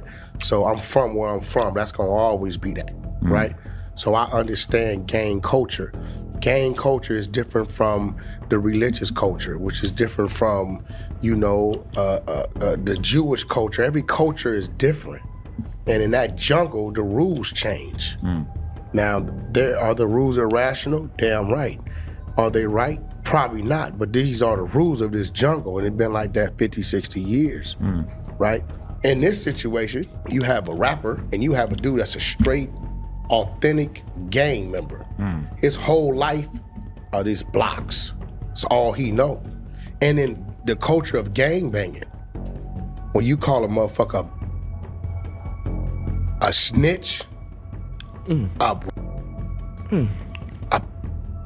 when you call somebody these things in this jungle, it's no different than you being a football player and going on the field without your helmet on. You're gonna get hit. However, also giving Big U props for starting Nipsy's career. He would also say that the love that Nipsy was getting after his death was fake, and that Nipsey wasn't getting praise like that or being called a legend while he was still alive, and that he objectively was not a legend during his life based on the numbers. Right. If it wasn't for Big U, y'all wouldn't know the Nipsey Hussle of today.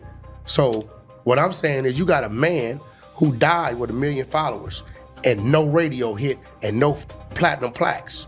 But because everybody started talking like it was a goddamn Popeye's chicken sandwich, everybody jumped on the bandwagon. Right. And now he done went 10, 20 times platinum. The radio is spinning his song. Come on, bro. How long did they spin his song? Right. All day, every hour. Nipsey had like 2, 3 songs I felt should have went. Last time I checked, like it was great records. Right. Bullets ain't got no name. Great records. Yeah. Why in the and this rumor about him being independent, that's some bullshit. Like, look, it's idiots. If you scroll down to the iTunes, it says Atlantic Records. Right. I'm gonna sit here. So now he has a machine behind him.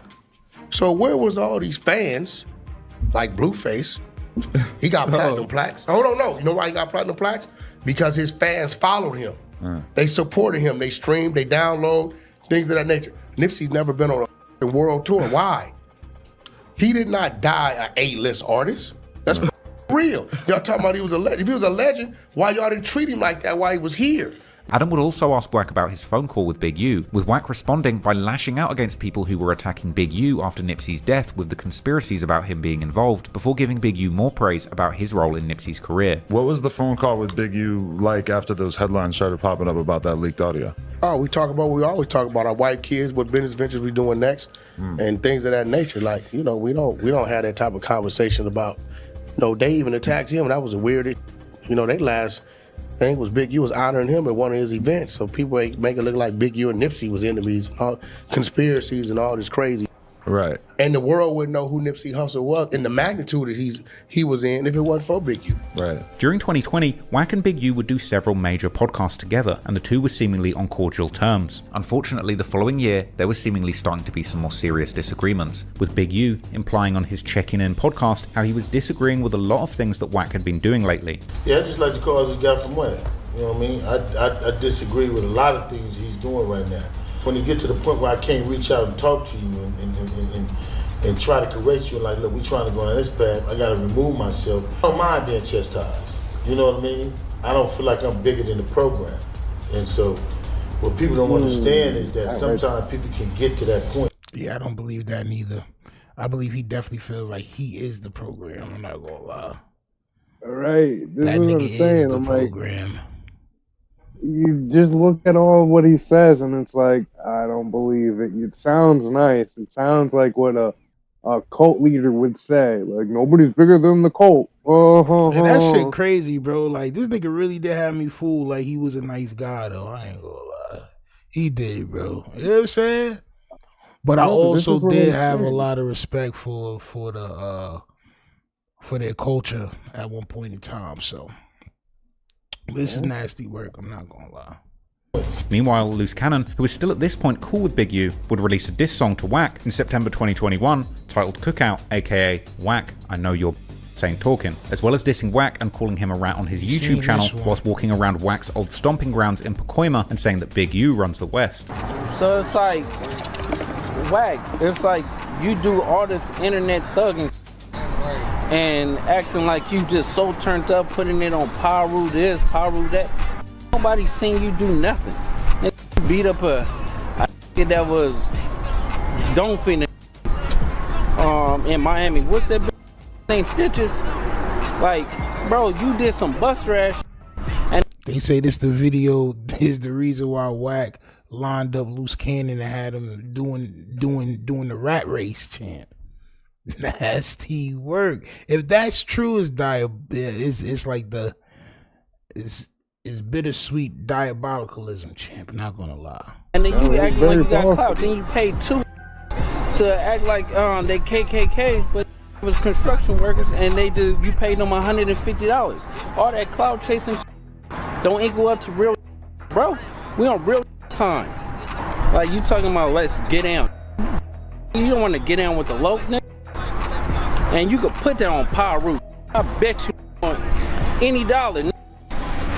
You don't want to get down with the low. No, you staring death in his eyes. That's why you want to run with some cowards. Oh, let me call Big U. Let me do this. He don't with you. You's a He don't for rats. He don't for rat lovers. He don't doing police. As Luce would explain in a podcast at the time, his beef with Wack started from the producer Marley Marl allegedly scamming $50K from Luce that was meant to go towards getting a feature from the rapper Offset. This led to Luce allegedly beating Mally up and filming the confrontation. This would lead to Wack, who's Mally's friend, to have a problem with Luce, which would then escalate into a full-blown beef. Yeah, so when I did that, Wack 100 was going around talking about, yeah, we don't with Luce Cannon, he did this to Marley Marl, cuz can't go back to his hood and stuff like that. I'm like, you in Palmdale, Lancaster ass, like, come on, cuz, like, I'm in the hood every day. Like, bro, what you talking about? In June 2022, Wack would appear on the Dub C and CJ Mack Show podcast, where CJ Mack would question Wack about all the enemies that he'd been making, with Wack responding that there's only one person who he wishes things could have been different with, and that's Big U. It's probably only one person out of everything you've been seeing going on that I wish it could. Of his Drillmatic album. At one point during the show, the crowd would go into a frenzy when Kanye walked out onto the stage, as Wack 100 could be seen to the side, ushering him onto the floor. Moments before, it seemed like a scuffle was taking place to the side of the stage where Wack and Kanye just emerged from, with some claiming that this was actually Wack being attacked by a group of Rollin' 60s, including Big U's nephew Tiny Draws. Once Kanye took to the stage, Wack would find refuge on that stage, standing in front of the crowd, where it wouldn't really be possible to continue the attack. Standing here, Wack would shake his head and whisper to another man on stage and gesture a finger to his head, seemingly indicating that there was some brain-dead activity going on. Wack, visibly sweating, seemed to gesture to someone next to him that he would be moving through the front of the stage when the performance ended. Wack would continue politicking to the person next to him and pointing around as if looking for the most effective exit route. He would scratch his chin and continue to look behind him where the issue seemed to have started. As Ye looked ready to leave the stage, Wack turned to clear his path, but in what seemed like an excruciating moment, the Game would then begin to give a heartfelt speech to Ye, stopping him in his tracks. Game would then perform his classic song Dreams that was produced by Kanye, while Wack would whisper something to Ye himself. All the while, Wack would continue to look at what was going on behind him. A drummer then seemed to give him advice on the best way to get out of there, while Wack continued to look over his shoulder. Then, Lil Wayne would take the stage as Wack remained to the side, seemingly leaning back to say something to somebody. Wack remained at the side, tucked away with Ye during Wayne's performance, looking back a lot, and eventually getting into a conversation with somebody up close. At one point, even Ye would start looking concerned, and it seemed to be at this point when they agreed to leave through the front of the stage, right through the crowd. At which point, Wack took Ye by the arm and led him behind the speaker, tucked away so nobody could see where they were going. Ready to step into the crowd, notably flanked by two members of his entourage, Wack would jump off the pretty high stage to get into the crowd floor and exit through this crowded area. I ain't gonna hold you. As an old nigga with old knees to jump off a fucking stage? Alright, it gotta be serious. Yeah, bro, you had to be in fear for your fucking life, jeez. I'm not gonna lie. I'm not jumping off a stage. No. And that nigga older than me. I'm not jumping off no stage, nigga, and breaking my fucking kneecap. Niggas bugged out. Interestingly, someone wearing a blue cap would moments later step by and peer around the speaker to see if Wack was there, but they were already gone. And seemingly after Wack had cleared the stage, during Big U's Artist Corrupts performance, Tiny Draws and other Rollin' 60s would get onto the stage themselves, performing a victory crip walk. It seemed that Wack wasn't able to completely shake loose, however, as he would apparently be caught up with in the parking lot by a group of Rollin' 60s members that included Big U himself and Tiny Draws. A confrontation would ensue, which one 60s member would seemingly film as Wack stepped out of his car with his family inside. This was posted by somebody who was there online with an incredibly self-incriminating caption saying Wack 100 is a mark, begging to lift that thing up, talking about my wife and kids are here, better act like it, Buster. Someone would also post a clip showing Wack standing at the door of his car with a caption saying the 60s is outside, dead homies. The 2025 criminal complaint would reveal that a day after the incident, Big U had actually recounted the incident in a tapped conversation, claiming to have been there personally, and claiming to have cornered Wack with 15 to 20 Rollin' 60 members, whilst Wack was on his own, leading to a standoff where Wack pulled a gun and pleaded with.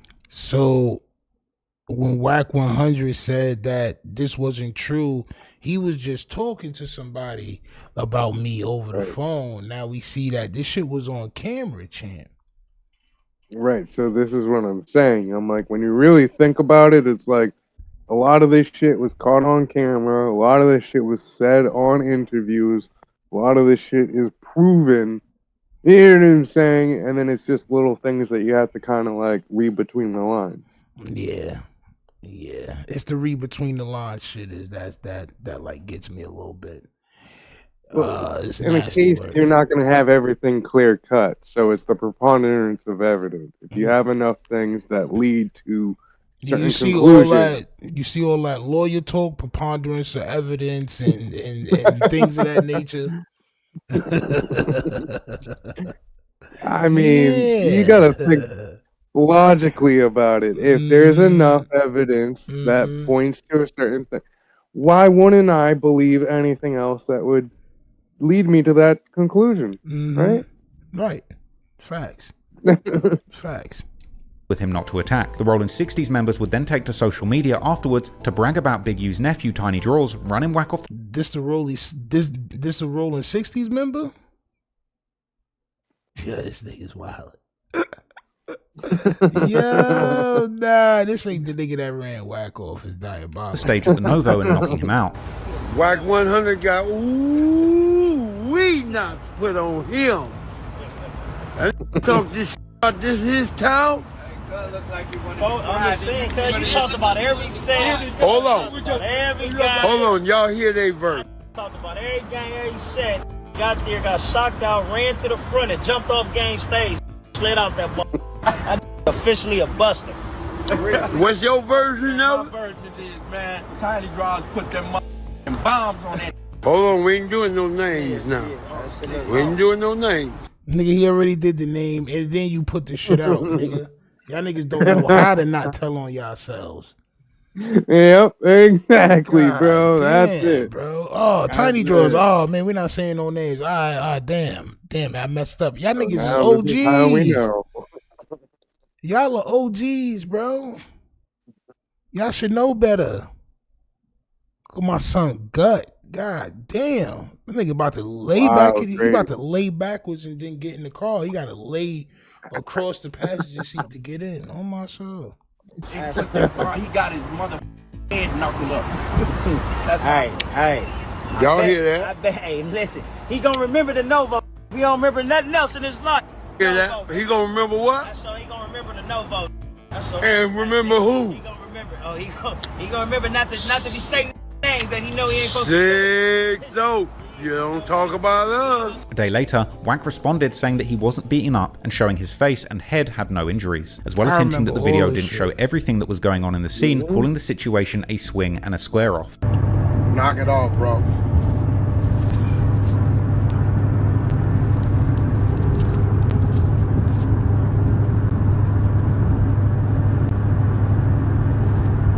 Knock it off.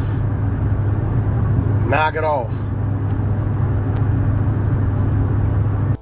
Weird, bro. I don't mind you telling the truth, but stop lying. Cut the lies out. 20 that ain't nothing.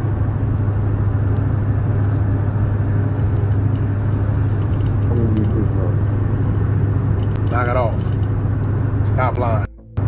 For the record, Wack later gave his own version of the incident, where he suggested that in fact, he had his own people, the same ones who left the stage with him, waiting in the sidelines, and going on to say that he'd been holding a gun so powerful that it made Big U and the 6-0s stop dead in their tracks and leave. You might not want to admit this, you had your blower. Okay. You're begging him not to kill him. Now stop right there. Right? Like Clubhouse. If I got my blower and you 20 deep with hoodies and I'm by myself, right?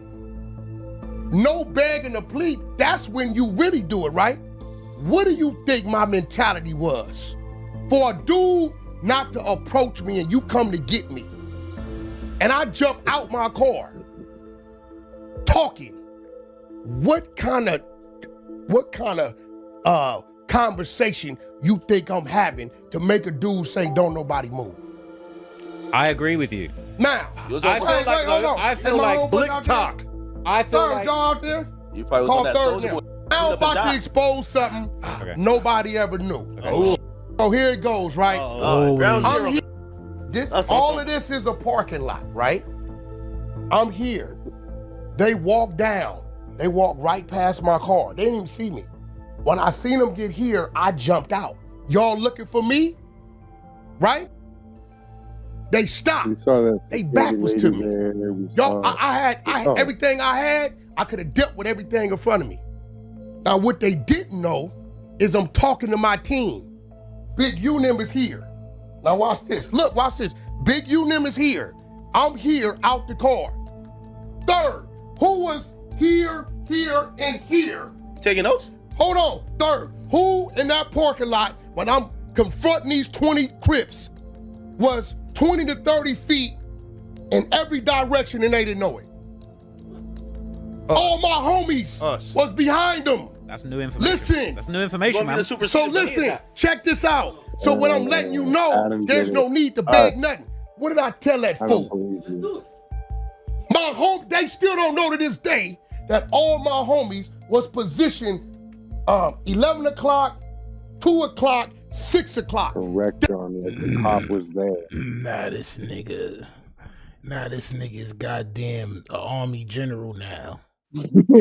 We had you surrounded when you thought you had me surrounded. The jig is up. Yeah. We had you, 6, 12, 8, 7, and 5. Come on, Wack, man. Knock it off, bro. You're not as tough as you try to portray yourself to be, bro. And it's all right, bro. It's all right, bro. It's all right, bro. You about to be an old man soon, bro. You gotta chill. You gotta stop proving shit, man.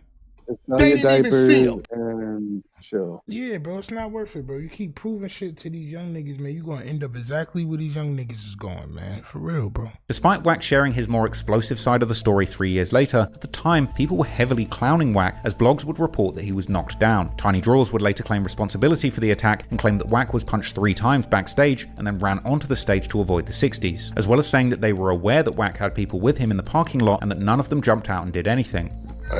Talking about two total incidents. He ain't talking about the right Whatever happened in that garage, I don't know. Bro, that time when he went in the garage, it's like about 10 minutes prior to Cuz jumping on stage. That's the crazy part. That guy said he was taking Kanye to the car, but ran to the car as damn self. Man, no, that wasn't. That just walked from taking Kanye to the stage, and he was walking on stage, and he was walking up the stairs. Corrupt was going downstairs to go perform. We so happened to run across Cuz as he walking up. It's like how the stairs curve. Yeah. As soon as he walked up, the got dolphin and then got hit again, and one of the little security that was with him pump fake like he had a blower. Took off running. They ran all the way back to the stage, chased down the hallway. They ran through their little security. Security was trying to stop us from getting on stage. He bow-guarded them. Them was already hopping down on stage, going to their little exit, whatever their little plan was. Wherever they got out from down there on the bottom of that little stage area is exactly what I ran to. That nigga said, when it got to his car. Retreat. The show wasn't even over. DJ Quick didn't even perform yet. Gang didn't even perform yet. He left like an hour or two before the show even over, and we stayed. Yeah. When he got to that parking garage, I can't tell you what happened. I wasn't there. But inside that, all that bullshit talking, it was 10 against 1, then 18 against 1, then 20 against 1. What incident is you talking about? This would then lead to Tiny Draws jumping on Clubhouse with Wack to argue about the incident, with Tiny Draws arguably incriminating himself and threatening Wack and suggesting that Wack was lying since he wouldn't swear on his gang that the incident happened the way he said it did. Put that on Pyro. Who is you though, bro? This is Tiny Draws, Cash. Well, what are we talking about? We talking about what happened when you walked up them stairs. Put that on Pyro. What happened? You didn't get smacked in your head and you didn't get socked in your face. Touch me. Bro, put that on Pyro. Why is you nigga? You want me to put that on Pyro? Hey, you did you or no other man, look, bro, put that on Pyro. Did you or no man, look, I'm not, bro. Your Uncle Bitch Roll got drew down on. You put everything on Pyro. Put that on Pyro. When you came up them stairs, smacked you in your head. You put that on Pyro. My head. Where you? Put that on Pyro. Put that on Pyro. You didn't run on that stage. I did the picture with my eye circle like it was my eye. Bro, so was it my head or my eye? I put that on your raggedy ass mama. Put that on Pyro, bro. That's all you gotta do. Here's DJ Academics reacting to the whole situation at the time. Ack jokingly pointed out the seriousness of the clubhouse conversation, adding that Wack seemed to be isolating himself similar to 6ix9ine, but isn't rolling with enough security. Wack, the game had a concert. Yeah, I believe the Big Pyro Wack got hit, man. Do y'all believe it or not?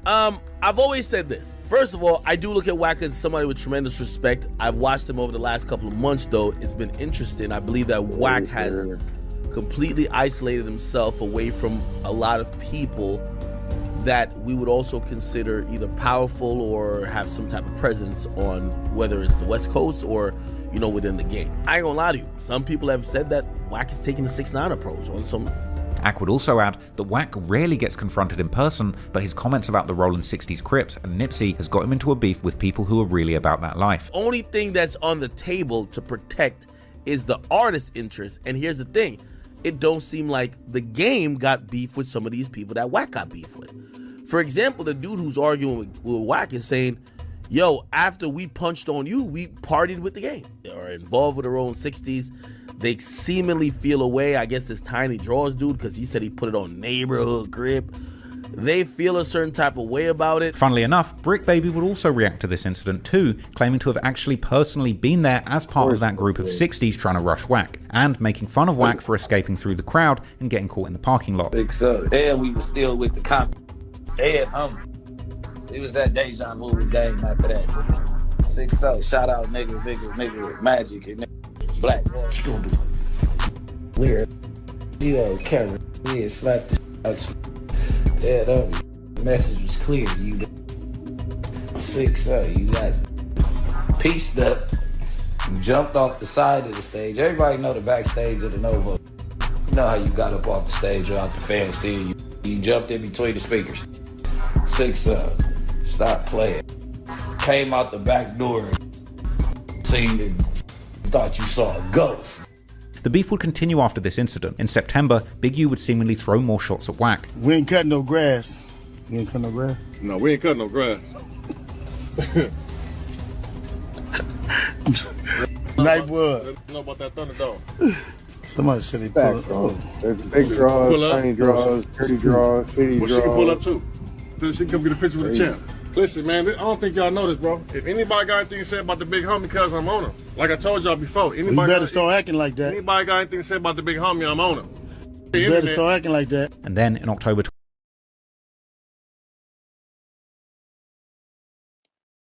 think you're on mute.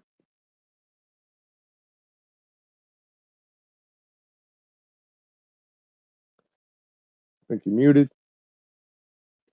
Yes, I'm sorry. The nigga definitely was sucking fire out this nigga Big U, champ. This nigga 600 was wildin'.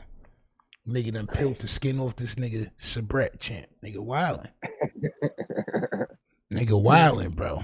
But what the fuck does all this have to do with the Big U case, bro? I mean, I'm trying to wait and see. So he's just kind of insinuating that like Wack has like a reason to hate Big U because of this like type of shit. You know what I'm saying? Okay. So yeah, but I mean, I just want to know about the case.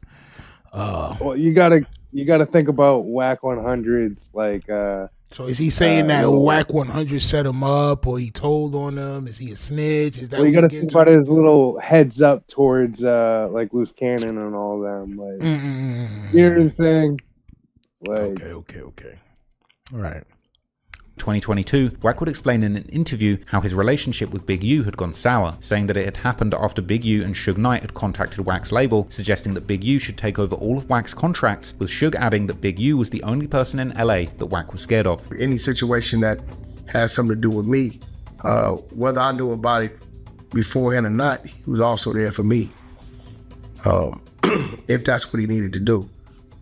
The fallout, once again, the two-headed snake, here comes Suge.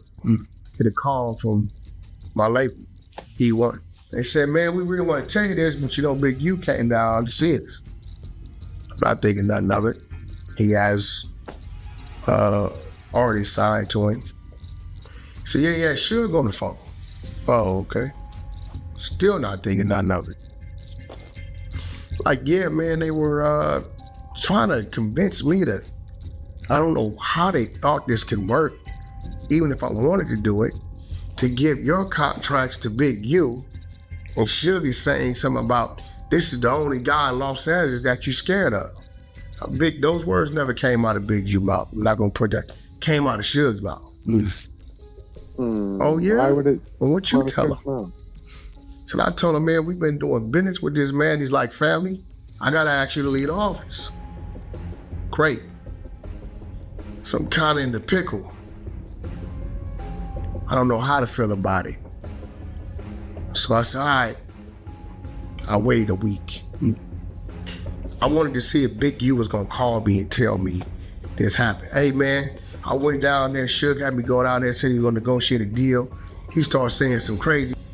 I had no idea he was gonna say this. This is what I'm hoping, right, to hear. After we got on hear nothing, so I called him once. Tell a few of my comrades around me at the time, they know who they are. Well, everybody knows was real close to me at the time, what happened. I even had that call too. When we addressed and got everybody on the phone. This nigga recorded everything. I'm like, yo, bro, you really went to my label? And, well, no, I didn't say it. Yeah, and about you said it, but you heard it being said in favor of you against me. Cause nobody could have sent me to the office saying, yo, give Wack Big U's contracts. I'm hold on, go. Yo, for one, I didn't tell you to do that. Two, I'm not here for that. Three, that can't happen. Big U would once again respond to Wack's claims, saying that he was straight up lying and that he had never even been at Wack's label office. It come down to like the Wack situation. Is everything cool with that, or that ain't nothing you? No, you know it ain't cool. Now I can speak on that. I mean, you would ask me that. Okay. I only got one thing to say. Yeah. This lane talks about. This is the most beautiful thing. People just lie, and it kills me is how y'all allow people, not you, the people out there allow somebody to continue to tell lies. Let me address this one. I addressed the other one about developing options. I'm gonna address this one. I'm gonna give you this one. Okay. One, I have never been to Alan Grunblatt's office about a deal. I just heard about this one too. For Wack 100 company, because you can't do that. If you know the music business, and I'm pretty sure you do, in the podcast business, nobody can go get nobody's contract. That's the most ridiculous I ever heard. Wack had been active on the social media platform Clubhouse pretty much since the beginning, when it became a semi-viral hit during the early COVID pandemic. And eventually, the app became Wack's favorite social media to use, and he would build a real business around the platform, arguably becoming synonymous with it and the main face of Clubhouse. But Clubhouse has always had a limited reach due to its strategy of being more exclusive than other social medias, giving it a much more underground vibe where news would be breaking for the first time, rather than a viral platform like Instagram where news reaches the masses. However, in 2023, Wack would start a weekly podcast with Adam22 on the No Jumper platform, giving him a much bigger reach and a perfect outlet to attack Big U. Any truth to the rumor that you put an alleged leader or a higher up from the other side? Is there any truth to the idea that you might have leaked their address or doxed them in some way? Who address? We'll edit this out. Big U? I don't know his address offhand. Okay. That's not true. Because somebody said that to me and I was like, wow, that seems over the line. Well, you know, they hollering my address. Oh, so it is true. No, I don't know his direct address. Okay. But they just to cap this off, what would have to happen between Big U and you to make Listen, me and these Big issues U go know away? how to deal with each other, bro. Right. I don't even want to mention the man's name, but his little homies keep coming on there in the name of him, dissing the set, dissing my neighborhood, mentioning my family. Who's important? Big U? Big U's not. How's he an important figure in hip hop? When? Where? I mean, he's someone who's got Key to Rock. connection to like almost every rapper out of LA, right? No, wait, let's correct that, bro. Like, y'all get that dude a little too much credit. A lot of those connections come from guys like Suge, guys like me, guys like a few of his homeboys over there, right? That put him with people. Let's be real. What has he done in hip hop? Okay. If my name was on paperwork with contracts with the police, with police cell phones, they would hang me out to dry. If one of my homeboys was told me that I snitched on him with an alias and went on record to say it, they'd hang me out to dry. If a female said that Wack baited her down, locked the door, and beat her while she was pregnant, they would hang me out to dry. Now, does he get the popularity vote of the streets? Yes. See, this is what I was just saying. Yes. And of course, Big U wasn't the only one who Wack was making some explosive claims about. He would also famously claim that there was a gay tape starring none other than Nipsey Hussle, as he would explain on a DJ Vlad interview. But to be fair, then you started kind of going hard at Nipsey. You said that there's a gay tape and like that. Yo, Vlad, one thing you better not never do is question what come out of my mouth. You worth a lot of money. I got $5 million. You want to bet? I know. I'm not going to bet you. I'm not going to bet you. Okay, let's break it down to me some punk nigga. I got $1 million. Okay. Do you want to bet? I'm not going to bet you. Vlad, no. Because you said, right, and it didn't come out of my This nigga's a chump. I really don't like this Yeah. mouth. Hassan Campbell recorded the conversation and released it. That's where it came out. It's only because of me that the damn tape still ain't came out today. But then, during the Adam and Wack show, he would go further and say that Big U had wanted Wack to release the tape so that he could use it in a legal battle against Nipsey's estate, daring Big U to get out of line so that Wack can release proof of that. Right, but guess who else seen him and wanted me to release him? Who? Big U. Why? Because Lord London wasn't cooperating with him, and he felt like he had some leeway with the baby mama that's starring in the videos. Oh, right? Okay, so this is before her, right? He can manage her. No, this is with her. During his time with Lauren. Yeah, so he can manage her, get her out the way, release that. Then in the flip side, he wanted me to turn around and go at the Nipsey Hussle estate and sue them for 30% of his contract. And he wanted me to make it look like I brought out his contract and now I'm going after his estate. I said, bro, check this out. I'm not releasing the tapes, right? I'm not doing that. Dude got kids. Me and Nip ain't had no problems. On Paru, we ain't had no problem. We used to talk on the phone. Right? And you was just with this man every day in the studios and all this. Did you have this conversation about this 30% then? Don't wait till he die and then want to do that. That I want. It's all on my phone. I dare him to get out of line. For the record, this tape has still never surfaced and many people are still not convinced of its existence. Big U, on the other hand, was staying relatively quiet during this time, and at least on the surface, it seemed that he was doing good. And so was his family, with his son getting drafted into the NFL by the Los Angeles Chargers. But behind the scenes, things were about to go bad for Big U, because his trusted enforcer, Luce Cannon, had seemingly had a falling out with him. And coming into 2024, Luce Cannon's loose lips would begin to put Big U's dirt out there for the whole world to hear, as Luce would eventually begin rolling with Wack 100 and appearing with him on the No Jumper podcast. On the 21st of January 2024, No Jumper released an Adam and Wack show episode where Luce Cannon made numerous explosive claims about Big U, while himself engaging in some grade A self-snitching. Luce would reveal that part of the reason he stopped trusting Big U was because he noticed he was doing shady things, referring to the dispensary robbery mentioned in the indictment, saying that he found it weird that he was sent to do robbery missions and then would later be forced to give part of the proceeds back, as well as finding it suspicious that Big U would hand out guns to people and take note of the serial numbers. Most notably, Luce would claim that Big U called him, saying that Nipsey got shot, but when Luce called Nipsey, he answered and was fine. But then 30 minutes later, he would get the call that Nipsey had indeed been shot and killed. Adam would then press Luce about the story, telling him to convince the audience that this call actually happened, with Luce and his girl saying that the call can be seen in their upcoming reality TV show. Like, the Nipsey story that you just told is so explosive. Yo. Speak to them on why they should believe you, because I guarantee that's a huge percentage of the conversation that's happening right now is people saying, look at how hype Adam was to implicate somebody in an open murder. He had Look to, at like, how out hype it he just to was. make sure he was clear. What? Yo, make sure you make them believe this. Like, bro, it's crazy. And then Sharice Mills. I'm gonna get louder over you. And then Sharice sitting there, and now she crying is even more diabolical to me. Yo, so speaking of her, she did drop something. It was only a couple of minutes long or a minute long or whatever. And she's doing exactly what we said, like doing family stuff and doing like a mom channel. Mm-hmm. And it's crazy. We keep telling you, just act like nothing's happening. Now look, it's funny that damn homie, right? The shorty damn homie commented on our last video, and she also did the first Sunday service video with Sharice, right? So I mean, they're all watching. Salute to them. I don't know a ton about you to like verify it. So, and I don't have a dog in this fight. Listen, everybody that knows me, LA and the world and stuff like that, know I'm not gonna just sit there and lie. Plus, it's on my TV show. The first episode or whatever on February 14th. Y'all gonna see the FaceTime call with me and Big U, and then wait. The next. I'm gonna good. say too much, y'all. Y'all gonna have to tune in.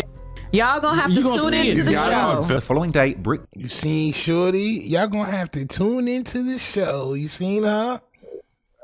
That's why I got that whole thing. That's why I got no sympathy for her, because she was clout chasing right along with that nigga. I don't want to hear the it's so cold that night bullshit that she be talking, bro. I don't want to hear that bullshit.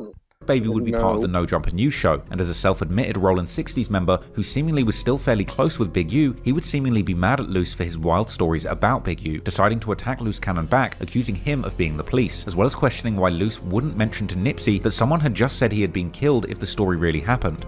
You act like you was coming to say that story to be for Nipsey, because you sat there and lied. You was supposed to be exposing Big U or whoever the you was talking about as being a rat, or informant, and all that, but you told every crime that you ever did alleged around this dude, nigga, on a camera. You come in here trying to expose, trying to show internal. You're not from the set. You never got put on the set.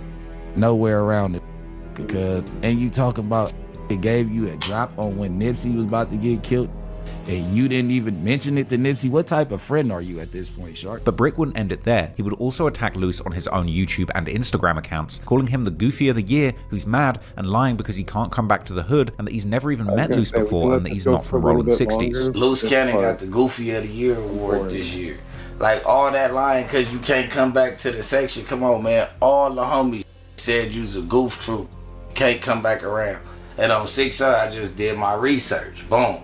I never heard where you said when you see me, you go, man, I've never met you.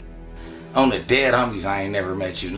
You the same just ran from my white boy in Vegas at the Red Rock Casino 060, trying to use names as passes and all that. Tell cuz 060, cuz no bueno, cuz get right up out of there. You've never seen me, cuz 060, you don't know nothing about me, cuz 060, you didn't grow up with us or nothing. Who is Big Luce Cannon? We gonna start there. Who is Big Luce Cannon? 060. Let's get this clear right now, man. Luce Cannon is not from 60s. There's too many stories talk about the boy Luce Cannon from 60s. Luce Cannon is not from 60s. Never been put on. Put that in your pipe and smoke it. Don't be late. Sometime later, Luce would allegedly play the call that Big U had made to him only moments before Nipsey's death. Of course. Listen, I'm about to play it to you right now on loudspeakers, because I had to plug in my speakers.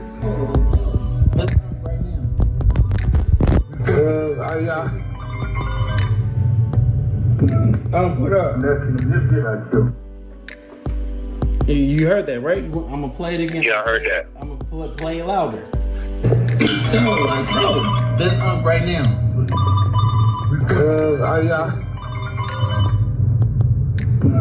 What up? You heard it, right? And you know what, brother? Exactly. You ain't gonna rack my brain. You ain't gonna rack my brain on that, bro. You know. But if you saying if you got belief behind that, man, that's you know. This nigga Luce Cannon is a fraud, bro. That was not Big U voice, bro. That's nasty work. That was the weirdest thing ever. Now, so I want to switch over, if it's cool with you, to the Al Prophet video. The Al Prophet joint?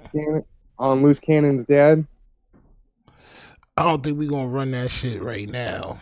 That's this. I was going to say, because that would go right into it perfectly, because everything else after that is kind of like, eh. Yeah, now let's go ahead and finish this one up for the one time. I was like, damn, nigga, this shit, fucking an hour and some change. We almost at the end. I do want to see what else he got in here real fast.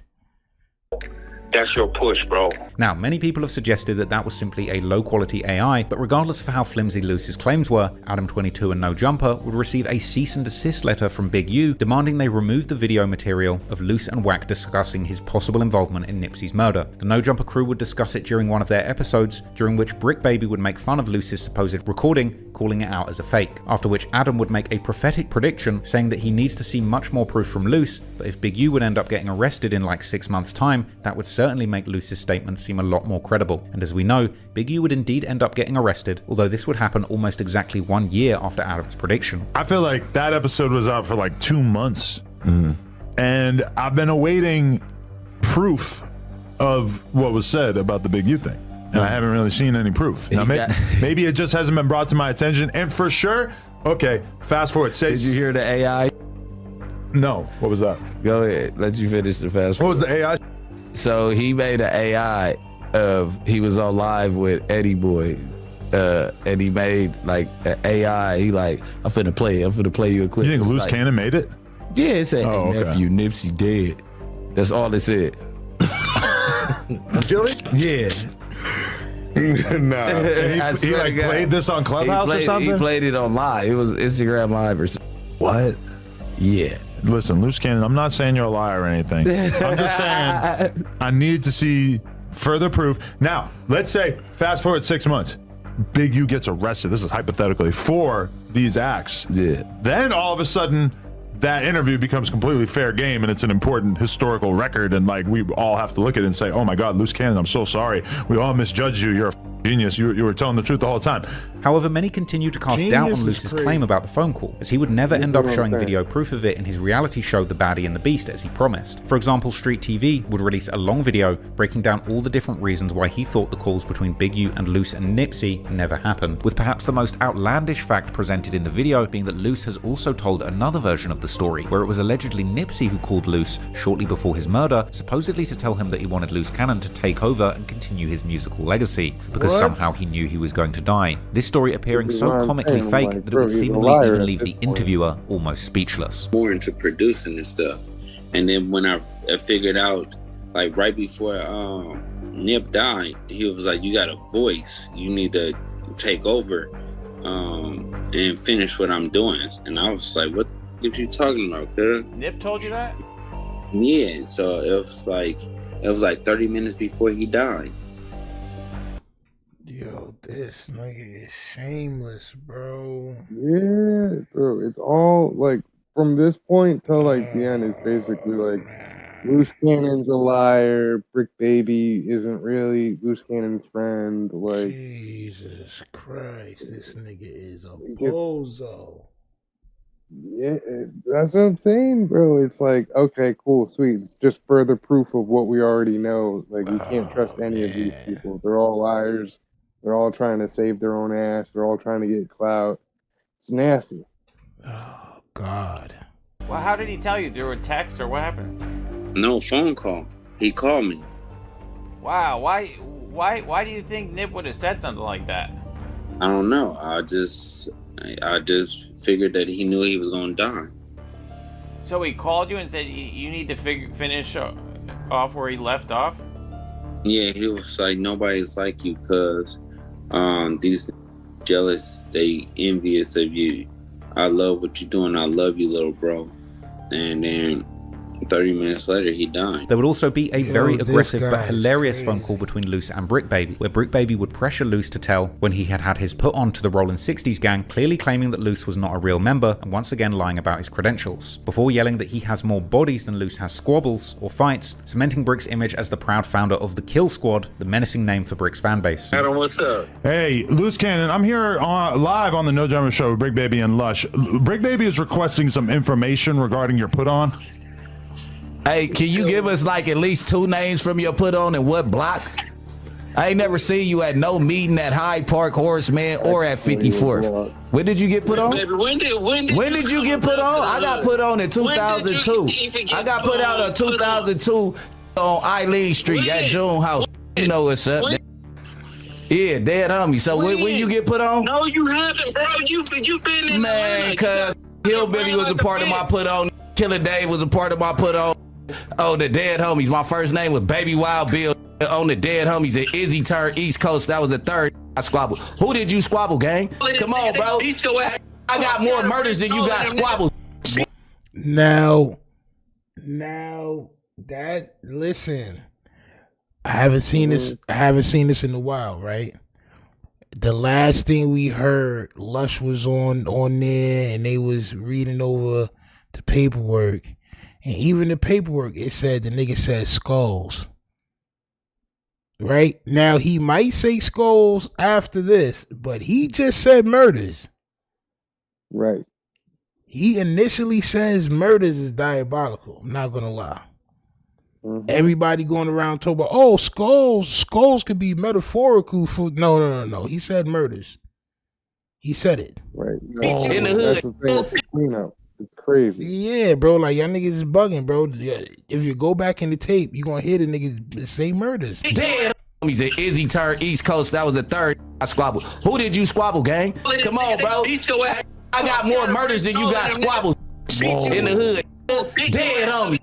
But interestingly, in the lead up to the Rico arrest, a bizarre incident would take place where Bricc and Luce allegedly ran into each other at a Las Vegas Airbnb. But to everyone's surprise, despite them both claiming to be looking to catch each other slipping, there was no violence between them. Looking back, this is bizarre considering how much they publicly hated each other. This chance encounter in Las Vegas, where they did nothing but talk, didn't really make any sense. Yet. But soon, things would get even more strange, as Wack seemingly got word of the investigation into the 2021 Las Vegas murder of Rayshawn Williams, passing the information to people in his clubhouse circle to investigate for a murder mystery show on his 100 side show. This murder mystery was on Rayshawn Williams, a young artist with life, ambition, everything to that nature. He was found dead in the Apex Desert, which is So Wack told them to do this murder mystery show, which I didn't know.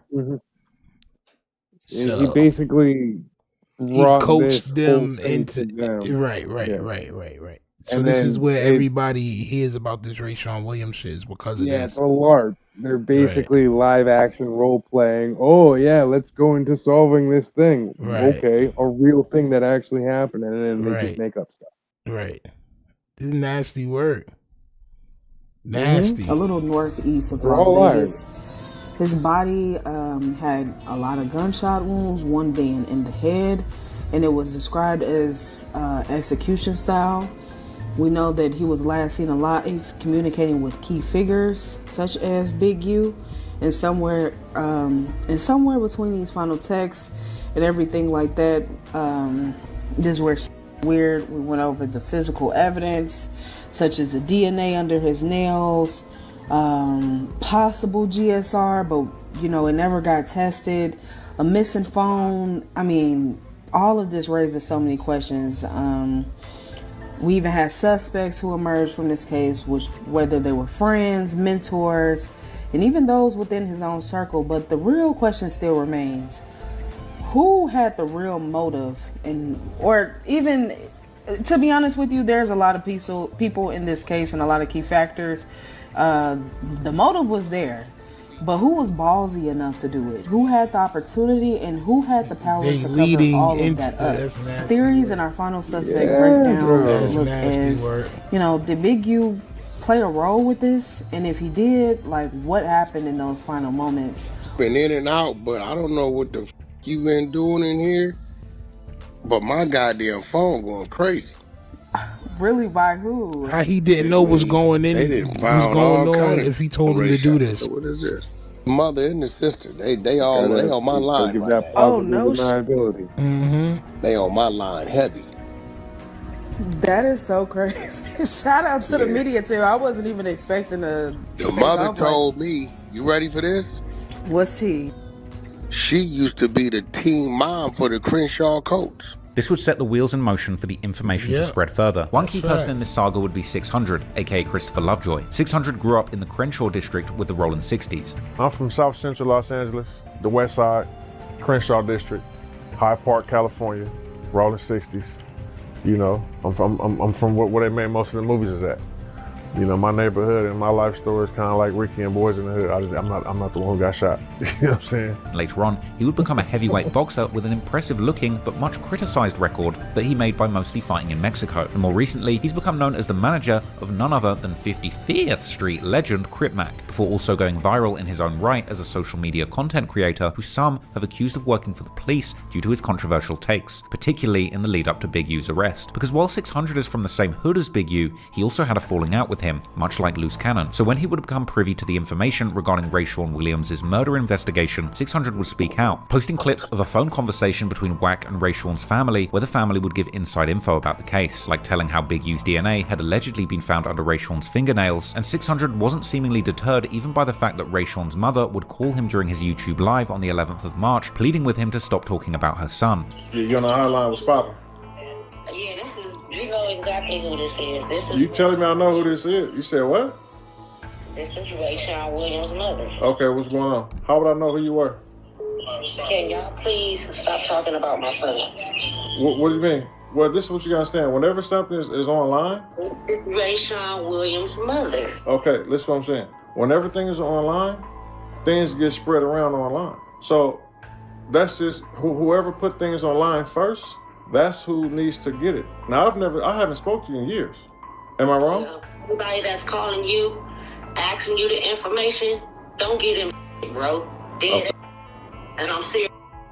Okay. Starting to piss me the off.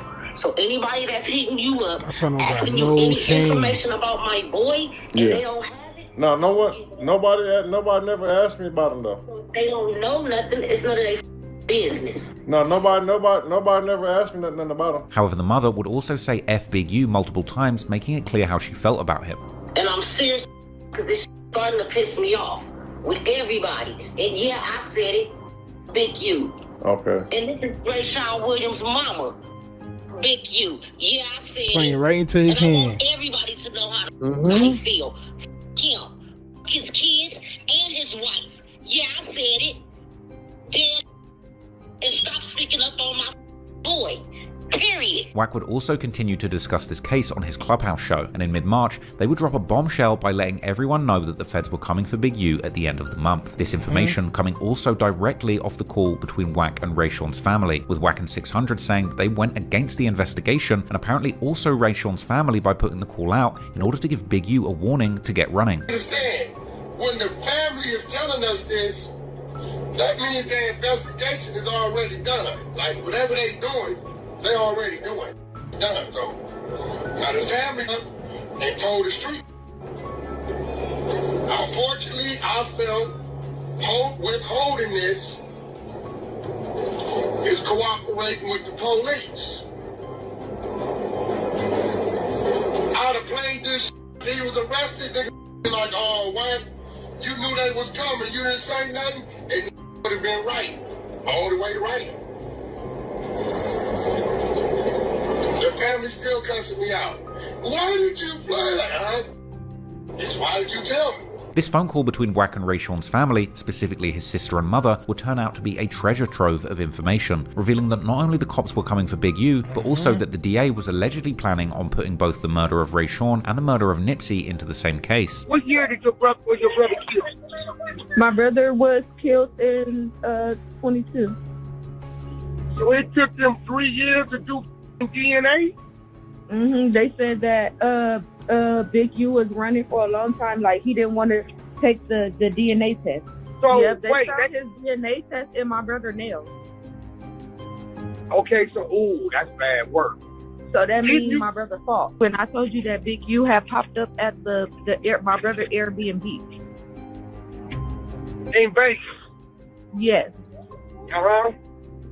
And the best friend was there or whatever, but the best friend said that he didn't want to talk to my brother in front of him, so he pulled my brother upstairs to the side. He said that he knew something was going on because when Big U left and my brother came, when Big U left the Airbnb and my brother came back downstairs, he said his whole energy was off. Dad, did they find your brother? Next day or next couple The days? next day. When did the test come back? When did the DNA come back? It came back 2 months ago. And they still ain't arrested you? Well, they told me between me and you, please, Wack, between me and you, don't tell nobody because they don't want nobody to know. They're going to be making an arrest the ending of March, the beginning of April. They basically gonna put his case and Nipsey Hussle case together. Interestingly, Wack was playing both sides in a way that would keep his hands clean. On the one hand, strategically exposing this information that would lead to the takedown of his enemy Big U, but also suggesting that by airing this private information out publicly, he was actually keeping it street and giving a public warning to Big U so that he had time to potentially escape. But in the midst of Wack exposing all these details, he would suddenly fall out with Luce Cannon. Interestingly, this led to a podcast that shocked everyone, where former enemies Luce Cannon and Bricc Baby would suddenly appear together on No Jumper, this time apparently uniting against Wack. However, Luce would have a hard time explaining why exactly he was mad at Wack, with his initial explanation being that it was all to do with Wack commenting on an apparent arrest in Luce's neighborhood that was falsely attributed to be targeting Luce, with Luce seemingly rambling around in circles and not really being able to say exactly why he was mad at Wack specifically. My brother, Wack, right, run content on me on Clubhouse, and then you got everybody on YouTube spin a narrative and say that, oh, you lying. You get what I'm saying? Because of Wack insecurities with himself. You get what I'm saying? So at the end of the day, it was like, nah, because we can't do that.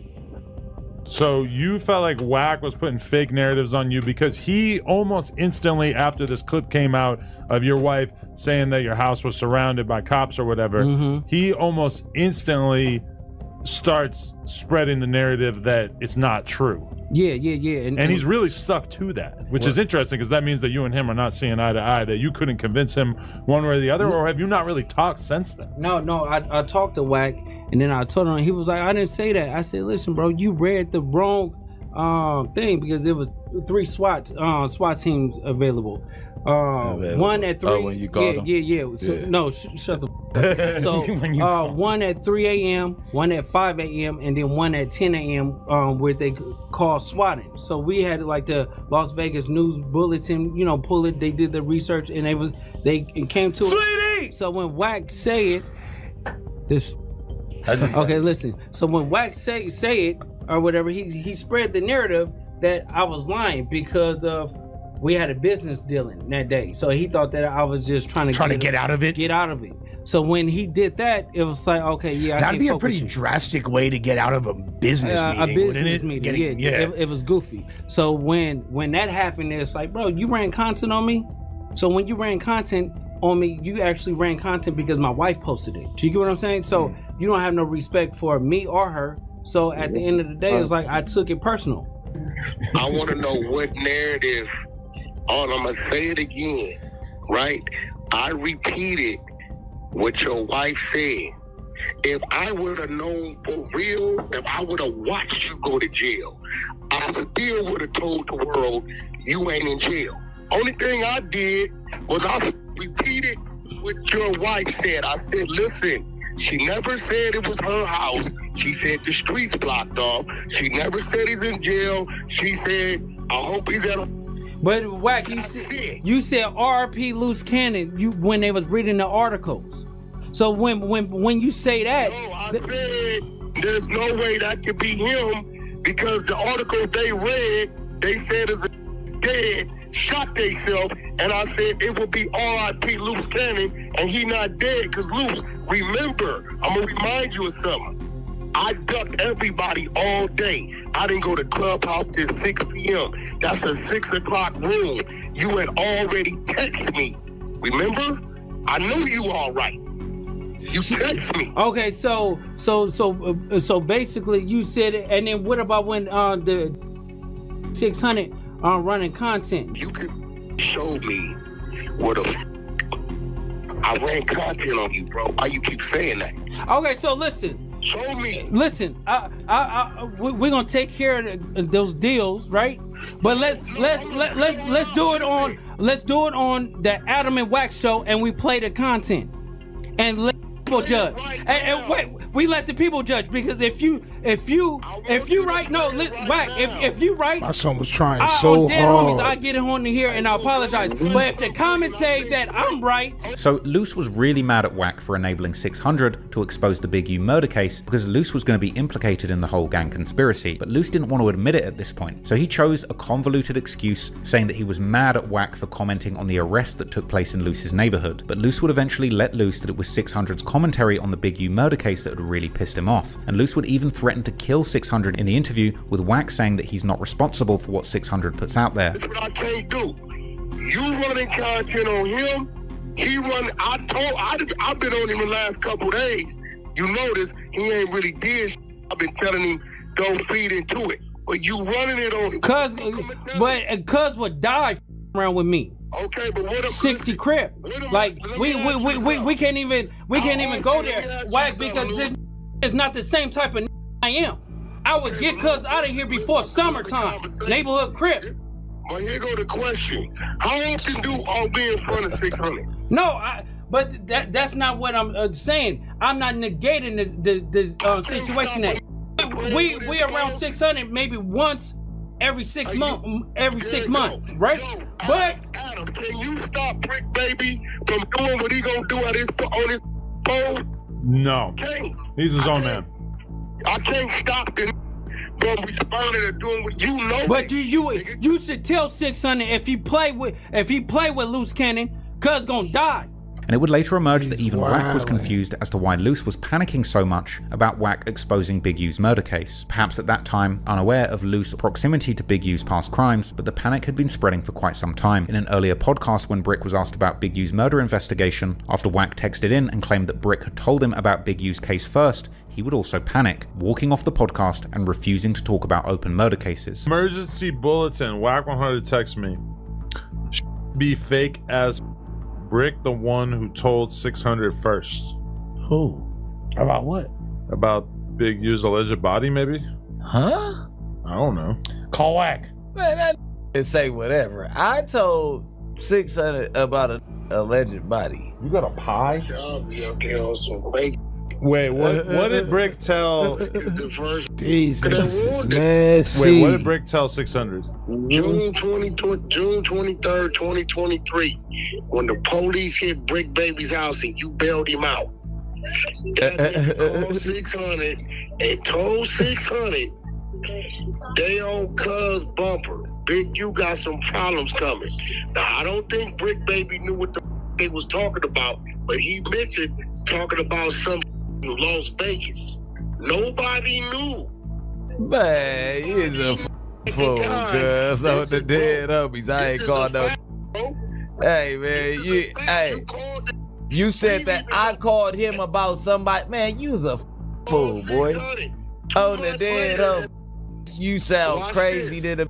Months later in August, bro, we've been told this story years ago. Why are you even talking? Why are you talking about something about a murder? How do a gangbanger get to talk about a murder on the big screen? That's what I'm trying to figure out. Like, what part of that's cool to y'all? Let me answer the question. What? No, it ain't no. It's no. It's go ahead. Hold on. Go ahead. If that's the case, I don't even want to talk about that. What's on the internet? What's on the internet? None of that's on the internet. What are you talking about?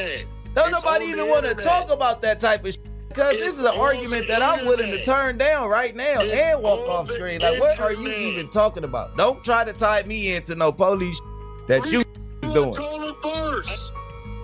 You are doing police. You're talking about something. I ain't never said nothing about no DNA and. Oh man, what the are you talking about? You see that this posted? The only way y'all know that is because you is the police, gang. That man, hell no. What are you even? How? I'm gonna tell him. I told him about the that he talking about right now. Hold on. Man, you done lost your mind, boy. Okay, watch this. So I don't even know who the person is. So how the I'm gonna tell you who it is? I've never met the person, didn't know the name, don't know nothing about Ned around this. This talk about the family. You 600. Everybody be quiet. 600. Bro, I'm not we got finna 600 talk on the about. line. Listen, I'm not talking about big. Listen, Adam. I'm finna walk off the phone. I'm not talking about no murder. Wait, I just want to hear. Let's hear what 600 says. My son Adam be having niggas under pressure, bro. Under pressure. You saw he had to ask Adam to leave the conversation. He said, I'm not doing this conversation about 3 or 4 times. And he finally got up and looked at him. And Adam's like, hold on, wait, I just want to hear what 600 got to say about this. Bro, this is a body we talking about, champ. Right. Crazy. Y'all doing some get politics about a murder in Vegas that Bricc might be tied to. All right, Brick's walking away. There you go. Yeah, bro, I never did that. I never knew nothing about that. Like, I knew that kid. I never even knew he died till Bricc baby told me that. The Bricc and Luce podcast was a legendary moment for the fans that had been following this beef closely for the past couple of years. People couldn't believe that these long-running enemies were united and willing to sit down after all of this tension. The podcast did phenomenal numbers, but nobody could have prepared for what was about to come the next day, because something wasn't adding up. The beef between Wack and Luce Cannon didn't quite make sense, until the very next day when the feds would close in, delivering a sweeping series of arrests that targeted over a dozen Rolling 60s members and affiliates, including Luce Cannon and Bricc Baby. But for the time being, Big U would remain on the run after being tipped off by Wack in clubhouse and podcast debates. And so as the days went by, handcuffs went on suspects and the criminal complaint emerged publicly, and soon the whole world would know the shocking details about the years-long conspiracy that took down one of LA's most infamous gangs.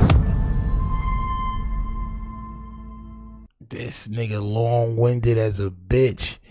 But listen, man, that shit was nasty work. I ain't gonna lie. Bricc Baby, Luce Cannon, as y'all know, we still covering them and their situation and what's going on, man.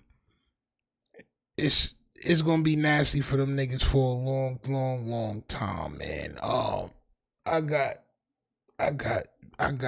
yams waiting for me, man. I'ma hit y'all niggas tomorrow, man. Y'all please make sure y'all hit the like button, subscribe. Salute to Mark the Shark. Salute to everybody that's here in attendance, champ. All right, hit that notification bell. We be live tomorrow at 9:30 p.m. Eastern Standard Time. All right, salute to y'all, man, for tapping in. We out of here, champ. Peace.